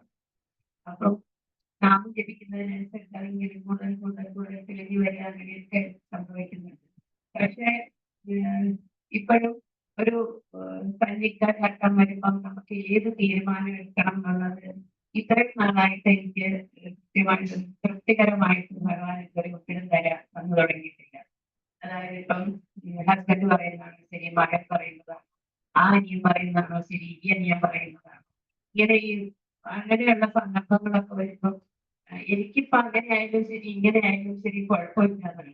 പക്ഷെ എന്നാലും നമുക്കും ചിലപ്പോൾ ഒരു തീരുമാനം പറയേണ്ടി വരും, പ്രവർത്തിക്കേണ്ടി വരും. അപ്പൊ പക്ഷെ നമുക്കതൊരു എന്നാ പിന്നെ ഭഗവാനെ ഞാൻ ഭഗവാനെ ചെയ്യാണ് പറയുകയാണ് ചെയ്യാണ്. പക്ഷെ നമുക്ക് അപ്പോഴും തൃപ്തിയില്ല. ഭഗവാൻ ഈ ഉത്തരം തന്നതാണ്. ഇതിൽ ഏത് ഉത്തരമാണ് ഭഗവാൻ തന്നതെന്നുള്ളത് നമുക്ക് ഒരിക്കലും മനസ്സിലാകുന്നില്ല. അതിനകത്ത് അപ്പൊ നമ്മള് അത് എങ്ങനെയാണ്? അത് ഹരേ കൃഷ്ണ മാതാജി, ചോദ്യം മനസ്സിലായി. ഞാനൊരു കൊച്ചു കഥ പറയാം. അതായത് കേട്ടിട്ടുള്ള കഥയായിരിക്കും. ഇപ്പൊ ഒരു ട്രപ്പീസ് കളിക്കാരൻ, സർക്കസുകാരൻ. ഈ സർക്കസുകാരൻ എന്താ ചെയ്യുന്നതെന്ന് വെച്ചാൽ വളരെ ഉയർന്ന ഒരു പട്ടണത്തില് അടിയിലെ ബഹളങ്ങളൊക്കെ നടക്കുന്ന, പട്ടണം വേണ്ട ഗ്രാമമായിക്കോട്ടെ, വളരെ ഉയർന്ന 2 കെട്ടിടങ്ങൾക്ക് ഇടയിൽ നിന്ന് ഒരു കെട്ടിടത്തിൽ നിന്ന് മറ്റൊരു കെട്ടിടത്തിലേക്ക് ഒരു കയറ് വലിച്ചു കെട്ടിയിട്ട് ഇദ്ദേഹം അതിൽ കൂടി നടക്കുകയാണ്. അത് കണ്ടോ ട്രപ്പീസുകാർ ചെയ്യുന്ന അതായത് താഴെ വീണ തവിട് പൊടി, താഴെ വീണ അത്രയും ഇതായിപ്പോ അത്രയും ഹൈറ്റിലൂടെ ഇദ്ദേഹം ഇങ്ങനെ ഒരു വടിയും പിടിച്ച് ഇങ്ങനെ നടക്കുകയാണ്. അപ്പൊ എല്ലാവരും കൈയടിച്ചു. അദ്ദേഹം ഇവിടുന്ന് നടന്ന് ഈ കെട്ടിടത്തിൽ നിന്ന് ഈ അപ്പുറത്തേക്ക് നടന്നു, താഴെ വീഴാതെ. നടുക്ക് വഴിയാണ്, റോഡ് അല്ലെങ്കിൽ പാറകളോ എന്താ അങ്ങനെ ആയിക്കോട്ടെ, പാറക്കെട്ടുകളെന്ന് വിചാരിക്കും. അപ്പോ അതിനുശേഷം അദ്ദേഹം എന്ത് ചെയ്യുന്നു വെച്ചാല് അദ്ദേഹത്തിന്റെ സ്വന്തം കുട്ടിയെ കയ്യിലെടുത്തു. അപ്പൊ അദ്ദേഹം ആൾക്കാരോട് വിളിച്ചു ചോദിച്ചു, ഞാൻ ഈ കുട്ടിയെ കൊണ്ട് നടക്കാൻ ഇതിൽ പോവുകയാണ്, അത് എനിക്ക് സാധിക്കും നിങ്ങൾക്ക് തോന്നുന്നുണ്ടോ? അപ്പൊ അവർ പറഞ്ഞു തീർച്ചയായും നിങ്ങൾക്ക് സാധിക്കും. അവരെല്ലാവരും കൈയടിച്ചു, സാധിക്കും. അദ്ദേഹം ആ സ്വന്തം കുട്ടിയെ കൊണ്ട് അപ്പുറത്തേക്ക് കടന്നു. അപ്പൊ അപ്പുറത്തെത്തി. അപ്പൊ എല്ലാവരും കൈയടിച്ചു, ഒരു പ്രശ്നവുമില്ലാതെ ആൾ അപ്പുറത്തെത്തി. അതിനുശേഷം അദ്ദേഹം ചോദിച്ചു, ഇനി ഞാൻ കുട്ടിയെ കൊണ്ട് തിരിച്ചങ്ങോട്ട് നടക്കാൻ പറ്റുന്ന നിങ്ങൾക്ക് തോന്നുന്നുണ്ടോ? അപ്പൊ എല്ലാവരും കൈയടിച്ചു പറഞ്ഞു, യെസ് തോന്നുന്നുണ്ട്, തീർച്ചയായും നിങ്ങൾക്ക് സാധിക്കും. എന്നാൽ നിങ്ങളിൽ ഒരാളുടെ ഒരു കുട്ടിയെ എനിക്ക് തരും, ഞാൻ ആ കുട്ടിയെ കൊണ്ട് അങ്ങോട്ട് കടക്കാമെന്ന്. ഒറ്റ ആള് കുട്ടിയെ കൊടുത്തില്ല. അപ്പൊ എന്ത് സംഭവിച്ചു ഇവിടെ? അതാണ് നമ്മള് വിശ്വാസം എന്ന് പറയുമ്പോ അത് ഇപ്പൊ നമ്മൾ ഫെയ്ത്ത് അല്ലെ, ഫെയ്ത്ത് പറയും, പിന്നെ ബിലീഫ്, ട്രസ്റ്റ് എന്ന് പറയും. ട്രസ്റ്റ് ഇംഗ്ലീഷിൽ എടുക്കാൻ ട്രസ്റ്റ്. അതായത് അവിടെ ഒരു വ്യക്തി അപ്പൊ സ്വന്തം കുട്ടിയെ കൊടുത്തു എന്ന് വിചാരിക്കുക, എന്റെ കുട്ടി ഞാൻ നിങ്ങൾക്ക് തരുന്നു, അതാണ് ട്രസ്റ്റ് എന്ന് വെച്ചാൽ. അതായിരിക്കണം നമുക്ക് ഭഗവാനോടുള്ള ഭാവം. അപ്പോ മാതാജിയോട് ഞാനിത് പറയുമ്പോ ഞാൻ പ്രഭുപാദരല്ല, ഞാൻ പറയുന്നത് വീണ്ടും ഞാൻ മാതാജിയുടെ സ്ഥാനത്ത് ഞാനിരുന്ന് പറയാണ്, ഞാൻ ആ ഭാവത്തിലേക്ക് ആയിട്ടില്ല. അപ്പൊ നമ്മൾ ആ ഭാവത്തിൽ വന്നാൽ നമുക്ക് ഉറച്ച തീരുമാനങ്ങൾ കിട്ടും. അപ്പൊ നമ്മൾ എന്ത് ചെയ്യണമെന്ന് വെച്ചാൽ, ഇതൊന്നും നമ്മുടെ തെറ്റോ കുറവൊന്നുമല്ല, ഇത് എല്ലാവരുടെയും സ്ഥിതിയാണ്. മാതാജിക്ക് അത്രയെങ്കിലും ഇല്ലേ, എനിക്ക് അത്രയും ഇല്ല. 18 തീരുമാനങ്ങൾ കിടന്ന് കറങ്ങിക്കൊണ്ടിരിക്കുന്നു. അപ്പോ നമ്മള് ഈ ഒരു രീതിയിലേക്ക് വരണമെങ്കിൽ നമുക്ക് സാധന ആവശ്യമാണ്. നമ്മൾ ചെയ്തുകൊണ്ടേ ഇരിക്കുക. പക്ഷെ അതിലൊരു തീരുമാനം, ഇതിപ്പോ നമുക്ക് ഈ പറഞ്ഞ പോലെ സിനിമയെ കാണുന്ന പോലെ ഡിങ് എന്ന് പറഞ്ഞിട്ട് ഭഗവാൻ വന്ന് പറയില്ല. പക്ഷെ നമുക്ക് ചില തീരുമാനങ്ങൾ ശരിയായിട്ട് നമുക്ക് കിട്ടും. പക്ഷെ ഈ പറഞ്ഞ കാര്യം ഓർത്തിരുന്നാൽ മതി. അപ്പൊ ആ ട്രസ്റ്റ്, അപ്പൊ അവിടെ ആ സ്വന്തം കുട്ടിയെ ഒരാൾക്ക് കൊടുക്കാൻ സാധിച്ചു കഴിഞ്ഞാൽ ആ വ്യക്തി എന്താ, അത്രയും അയാളിൽ വിശ്വാസമുണ്ട് അല്ലെ. ആ ഒരു രീതി ആയിരിക്കണം. ആ ഒരു കൊടുക്കാൻ ഒരാൾ ഉണ്ടായിരുന്നെങ്കിൽ അയാളുടെ മനസ്സായിരിക്കണം നമ്മൾക്ക് ഭഗവാനിലേക്ക് എല്ലാം. അതായത് പൂർണ്ണ വിശ്വാസം ഉണ്ടെങ്കിൽ നമുക്ക് ഇപ്പൊ മാതാജി പറഞ്ഞല്ലോ, ഒരു കൺഫ്യൂഷൻ, അത് ശരിയാവോ, ഭർത്താവ് പറഞ്ഞാണ് അതാണ് ശരിയാവുന്നില്ല. പക്ഷെ അവിടെ ഒരു തീരുമാനം. അർജുനൻ എന്താ സംഭവിച്ചത്? അർജുനന് ഭഗവാൻ എല്ലാം പറഞ്ഞു മനസ്സിലാക്കി. അപ്പൊ അർജുനോട് ഭഗവാൻ 12-ാം അധ്യായത്തിൽ സ്റ്റോപ്പ് ചെയ്യായിരുന്നല്ലോ, ഭക്തിയോഗ അവിടെ വെച്ച് നിർത്തായിരുന്നു അല്ലെ. നിർത്തി 13 തുടങ്ങി 18 വരെ ഭഗവത്ഗീതയിൽ അധ്യായം വേണ്ടായിരുന്നു. പക്ഷെ ഭക്തിയോഗം കഴിഞ്ഞിട്ട് വീണ്ടും ജ്ഞാനയോഗത്തിൽ കയറി. അതിന്റെ ഇടയിൽ അഷ്ടാംഗയോഗം 6-ാമത്തെ അധ്യായത്തിൽ ഉപദേശിച്ചു, അത്ര TDS ആയിട്ട്. അപ്പൊ അർജുനൻ തന്നെ പറയുന്നുണ്ട്, ചഞ്ചലം ഹി മനകൃഷ്ണ, ഇതൊന്നും കേട്ട് നടക്കണ കാര്യമല്ലോ അല്ലെ. അപ്പൊ ഇതുപോലെയാണ്. അത് നമ്മൾ എല്ലാം എന്തിനാ നമ്മൾ പറയുന്നത്, നമ്മൾ എല്ലാം അറിഞ്ഞു കഴിയുമ്പോൾ നമുക്ക് ആ ഒരു ഇത് ഉറയ്ക്കണം ഭഗവാനിലേക്ക്. അതാണ്. അപ്പൊ ഈശ്വര പരമകൃഷ്ണ സച്ചിദാനന്ദ വിഗ്രഹ അനാഥരാതിർ ഗോവിന്ദ സർവ്വകാരണ കാരണം. നമ്മളിത് പറയാൻ എളുപ്പമാണ് അല്ലെ. ഭഗവാൻ പരമദിവ്യത്തെ പുരുഷനാണ് നമ്മൾ പറയുമ്പോഴും അത് ഇങ്ങനെ പോവുക എയറിലേക്ക്. പക്ഷെ അത് നമ്മുടെ മനസ്സിലേക്ക് കയറാം. അതാണ് മാതാജി, നമ്മൾ സത്വരജോ തമോ ഗുണങ്ങളിൽ ജീവിക്കുമ്പോൾ നമുക്ക് ഒരുപാട് കൺഫ്യൂഷനുകൾ എല്ലാം വരും. അപ്പൊ ഭഗവാൻ തീർച്ചയായും, പക്ഷെ ആ ഒരു ചിന്ത മാതാജി പറഞ്ഞില്ലേ, അതാണ് ഇപ്പൊ നമ്മളെ അതതോ ബ്രഹ്മ ജിജ്ഞാസ എന്ന് പറയുന്ന പോലെ അതൊരു നല്ലൊരു ചിന്തയാണ് ഈ ചിന്ത വന്നത്. കാരണം എന്റെ തീരുമാനങ്ങൾ ഭഗവാൻ എനിക്ക് അത് നമ്മൾ അടുത്തെത്തിക്കൊണ്ടിരിക്കുന്ന ഒരു ചിന്തയാണ്. അപ്പൊ അത് തീർച്ചയായും അത് സാധിക്കും. അത് നമ്മുടെ ചാൻഡിങ് ഇതിലേക്ക് കൂടുമ്പോൾ അപ്പൊ എത്രത്തോളം നമ്മൾ ഭഗവാനെ അത്രയും പൂർണ്ണമായിട്ട് നമ്മൾ ഭഗവാനിലേക്ക് സറണ്ടർ ആകാന്നുള്ളൂ. പക്ഷെ അത് വിൽ ടേക്ക് ടൈം. പക്ഷെ നമുക്ക് ഒരിക്കലും അത് ടേക്ക് ടൈം എന്ന് പറഞ്ഞാൽ അതിനെ നമ്മൾ നിരാശരാകേണ്ട ആവശ്യമില്ല. കാരണം എപ്പോഴും നമ്മൾ പ്രോഗ്രസ് ചെയ്തുകൊണ്ടിരിക്കുകയാണല്ലോ. കാരണം നമുക്ക് ഒന്നും നഷ്ടപ്പെടുന്നില്ല. നമ്മളൊരു ചെറിയ ഭക്തി സ്ഥാനത്ത് ഒരു ചെറിയ മുന്നേറ്റം പോലും മറ്റേ 2-ാമത്തെ അധ്യായത്തിലെ ശ്ലോകം പറയുന്ന പോലെ അതൊരിക്കലും നമുക്ക് നഷ്ടപ്പെടുന്നില്ല. അപ്പൊ തീർച്ചയായും സ്റ്റെപ്പ് ബൈ സ്റ്റെപ്പ് ആയിട്ട് അത് സാധിക്കും എന്നുള്ളതിന്റെ ഒരു ഉറപ്പാണ് ആ ഒരു ചോദ്യം തന്നെ മനസ്സിൽ വന്നത്. ആ ചോദ്യം പോലും വരാത്ത എത്രയോ ആൾക്കാരുണ്ട്. അപ്പൊ അതിനർത്ഥം ഇതൊരു ഇതാണ്. ഹരേഷ മനസ്സിലായെന്ന് വിചാരിക്കുന്നു.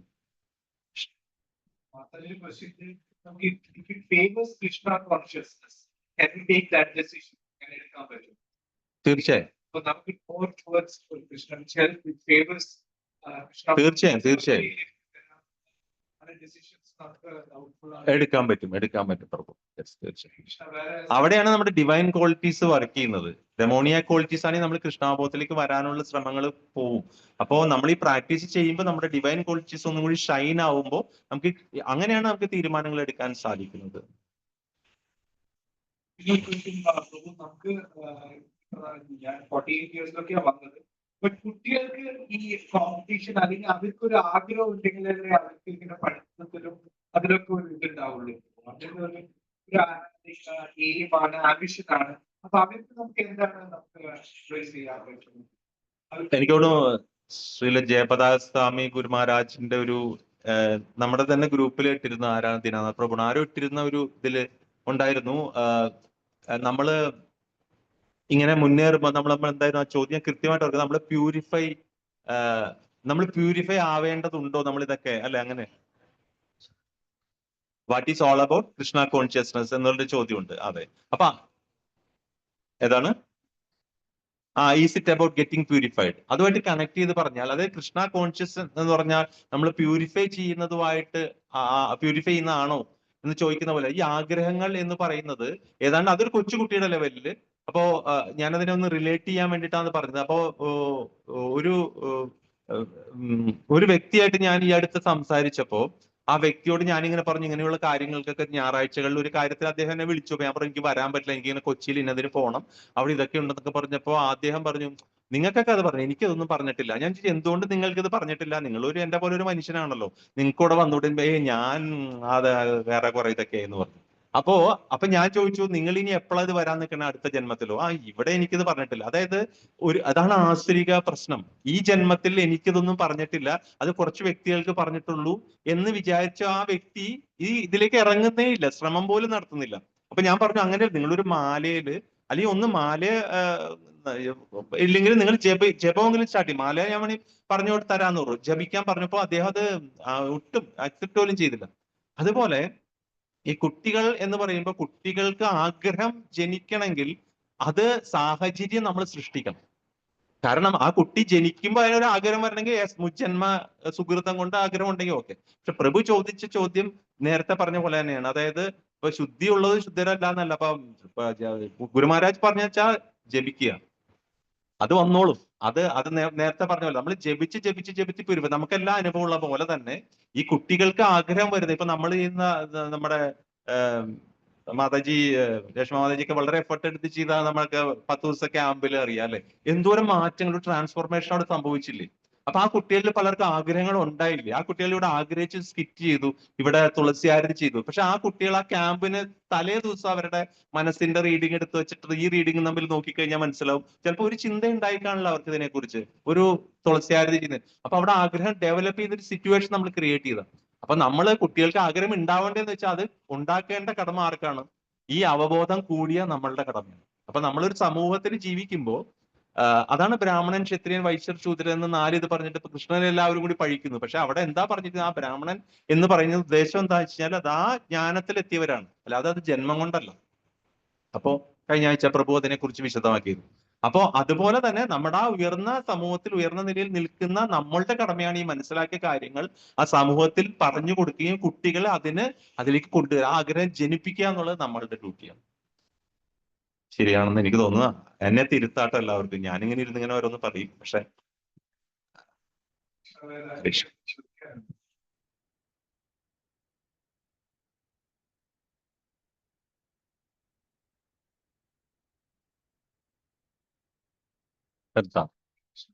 അപ്പൊ ഞാൻ നിർത്തുന്നതിന് ഒരു ശ്ലോകം പറഞ്ഞോട്ടെ. അതായത് നമ്മൾ ഇന്ന് പറയുന്നതും ഇപ്പൊ ഈ ദിവസങ്ങളിലെല്ലാം പറഞ്ഞു പോകുന്നതും ഡിവൈൻ ക്വാളിറ്റീസും നമ്മൾ ആശ്രിക ഗുണങ്ങളുമാണ്. അപ്പൊ നമ്മൾ എപ്പോഴും ഇതിന്റെ മുകളിൽ നമ്മൾ മനസ്സിലാക്കേണ്ട കാര്യം നേരത്തെ മാതാജി ചോദിച്ച പോലെ തന്നെ നമുക്ക് ഈ തീരുമാനങ്ങൾ എടുക്കാനുള്ള ഇതും അതെല്ലാം ജീവിതത്തിൽ എല്ലാവർക്കും വരുന്നത്. കാരണം അർജുനന് അതേ സിറ്റുവേഷൻ ആയിരുന്നല്ലോ യുദ്ധകളത്തിൽ. അത് തന്നെയാണ് നമ്മൾക്ക്. അതായത് ഈ 700 ശ്ലോകങ്ങളിലൂടെ ഭഗവാൻ നമുക്ക് പറഞ്ഞു തന്നിട്ടുള്ള കാര്യത്തിന് അപ്പുറം നമ്മുടെ ജീവിതത്തിൽ ഒന്നും വരാൻ പോകുന്നില്ല. അതാണ് നമ്മൾ ആദ്യം വിശ്വസിക്കേണ്ടത്. ഭഗവത്ഗീതയുടെ 700 ശ്ലോകങ്ങളിലൂടെ പോകുന്ന പ്രശ്നങ്ങളെ നമ്മുടെ ജീവിതത്തിൽ വരാനുള്ളൂ. കാരണം സൃഷ്ടിച്ചിരിക്കുന്ന ആൾക്ക് അറിയാം ഇത് അല്ലെ. ഒരു എഞ്ചിനീയർ ഒരു വസ്തു ഉണ്ടാക്കുമ്പോൾ അയാൾ അതിനൊരു മാനുവൽ തരും. ആ മാനുവലിൽ കൃത്യമായിട്ട് അതിനകത്തുള്ള എല്ലാ കാര്യങ്ങളും നമുക്ക് റിപ്പയർ ചെയ്തെടുക്കാൻ സാധിക്കുന്നു. പറഞ്ഞ പോലെ കലിയുഗത്തിൽ നമ്മൾ പോയിട്ട് ഇപ്പൊ വേദപാരായണം ഒന്നും ചെയ്യാൻ പോകുന്നില്ലെന്നും ആകെ നമുക്ക് അവൈലബിൾ ആയിട്ടുള്ള ശ്രീമദ് ഭാഗവതും ഭഗവത്ഗീതയാണ്. അപ്പൊ അതുകൊണ്ട് ഈവൻ ഭഗവത്ഗീത മാത്രം വായിക്കുന്ന ഒരു വ്യക്തിക്ക് പോലും 700 ശ്ലോകങ്ങളിലൂടെ പോയി കഴിഞ്ഞാൽ നമുക്കൊരു പ്യൂരിഫിക്കേഷൻ പ്രോസസ്സ് സാധിക്കും, അല്ലെങ്കിൽ അവബോധം ഉയർത്തിക്കൊണ്ടുവരാൻ സാധിക്കും, കൃഷ്ണബോധത്തിലേക്ക് എത്താൻ സാധിക്കും എന്നുള്ള ഒരു ഇതിലാണ് നമുക്ക് അത് ഭഗവാൻ ഈ തന്നിരിക്കുന്നത്. അപ്പോൾ നമ്മൾ എപ്പോഴും ചെയ്യേണ്ടത് തന്നെയാണ് നമ്മൾ സാധന നമ്മൾ കൂട്ടുക എന്നുള്ളതാണ്. വീണ്ടും ഞാനിത് എന്നോട് തന്നെ പറയുകയാണ് ഇവിടെ ഇരുന്നിട്ട് എല്ലാവരുടെയും മുന്നിൽ. അതായത് നമ്മൾ സാധന കൂട്ടുക, നമ്മൾ ഒരു രീതിയിലും 16 റൗണ്ടിൽ നിന്ന് ചെയ്യുന്നവർ 16 റൗണ്ട് ചെയ്യുന്നവർ അല്ലെങ്കിൽ എത്ര റൗണ്ട് ചെയ്യുന്നവരെങ്കിലും അതിൽ നിന്ന് പുറകോട്ട് പോകാതെ അതിനകത്ത് ഇത് കൂട്ടുക. അപ്പോൾ നമ്മൾ നേരത്തെ പറഞ്ഞ പോലെ നമ്മുടെ മനസ്സിലുള്ളത് നമ്മൾ ദുര്യോധനന്റെ കാര്യം ഒന്ന് ഓർത്തേക്കുക. അപ്പോ അല്ലെങ്കിൽ പിന്നെ ഈ ട്രപ്പീസുകാരന്റെ കാര്യം ഓർക്കുക. അപ്പൊ അതുപോലെ ഒരു അറ്റാച്ച്മെന്റ് നമുക്ക് ഉണ്ടാക്കുക. നമ്മൾ മറ്റുള്ളവരിൽ ഒരു ഇതും കേട് കാണാതിരിക്കുക ദുര്യോധനന്റെ പോലെ. അപ്പൊ യുധിഷ്ഠിരന്റെ പോലെ നമുക്ക് നന്മകൾ മാത്രം കണ്ടു പോകുമ്പോൾ നമ്മളും ഓട്ടോമാറ്റിക് പെട്ടെന്ന് പ്യൂരിഫിക്കേഷനിലേക്ക് എത്തും. അപ്പോൾ ഭഗവത്ഗീതയുടെ അന്തസത്ത എന്ന് പറഞ്ഞൊരു ശ്ലോകം എല്ലാവർക്കും അറിയാം, 9.34, അത് മാത്രം ചൊല്ലിക്കൊണ്ട് ഞാൻ നിർത്താം.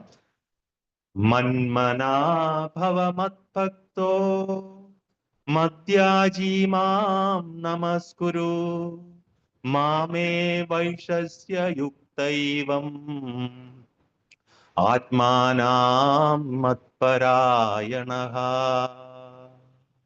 അതായത് മനസ്സിൽ എപ്പോഴും എന്നെ പറ്റി ഭഗവാൻ പറയാണ്, എന്നെ പറ്റി മാത്രം ചിന്തിക്കുക, എന്നെ പ്രണമിക്കുക, എന്റെ പൂജകൾ ചെയ്യുക. അങ്ങനെ ചെയ്തുകൊണ്ടിരുന്നാൽ എന്ത് സംഭവിക്കും? മാമേ വൈശേഷിക ആത്മാനം പരമ, നിങ്ങൾ എന്നിൽ തന്നെ വന്നു ചേരും, നിങ്ങൾക്ക് വേറെ യാതൊരു പ്രശ്നങ്ങളും ഉണ്ടാവില്ല. അപ്പൊ ഭഗവാനെ തന്നെ ചിന്തിക്കാൻ എല്ലാവർക്കും ഹരേ കൃഷ്ണ മഹാമന്ത്രം ജപിച്ച് ശിലപ്രഭാതരുടെ പുസ്തകങ്ങൾ ഫോളോ ചെയ്ത് സത്സംഗങ്ങൾ അറ്റൻഡ് ചെയ്ത് അത് സാധിക്കട്ടെ എന്ന് പ്രാർത്ഥിച്ചുകൊണ്ട് ഞാൻ അവസാനിപ്പിക്കുന്നു. ഹരേ കൃഷ്ണ.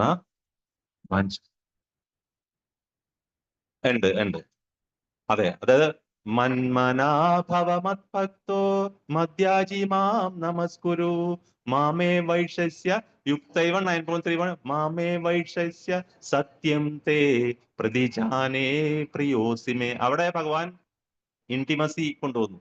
അതെ, എന്തുകൊണ്ട്? കാരണം എനിക്ക് പ്രിയപ്പെട്ടവനാണ് നീ എന്നാക്കി. ഇവിടെ പറയുന്നു ഇങ്ങനെ എപ്പോഴും എന്റെ കാര്യത്തിൽ മുഴുകിയിരിക്കുന്നതുകൊണ്ട് നീ തീർച്ചയായും എന്റെ അടുത്ത് തന്നെ വരും എന്ന് പറഞ്ഞു. പക്ഷെ അവിടെ ഇന്റിമസി കൂടി. അവിടെ പറഞ്ഞ് എന്തുകൊണ്ട്? എന്നാൽ എനിക്ക് പ്രതിജാനെ പ്രിയോസിമി, എനിക്ക് നീ പ്രിയപ്പെട്ടവനാണ്. 9.34ഉം 18.65 അതാണ്. അത് രണ്ടും ഒരേ സ്ലോ, അവസാനത്തെ ഒരു ഇതേ മാറ്റവും. ഹരേ കൃഷ്ണ. Thank U.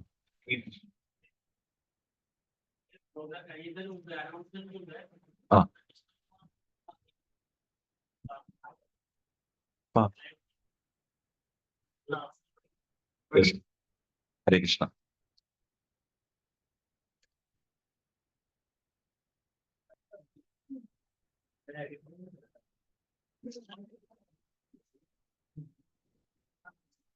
പ്രഭു ഇതൊന്ന് നീക്കാം, തരി കുറച്ച് നീക്കാം.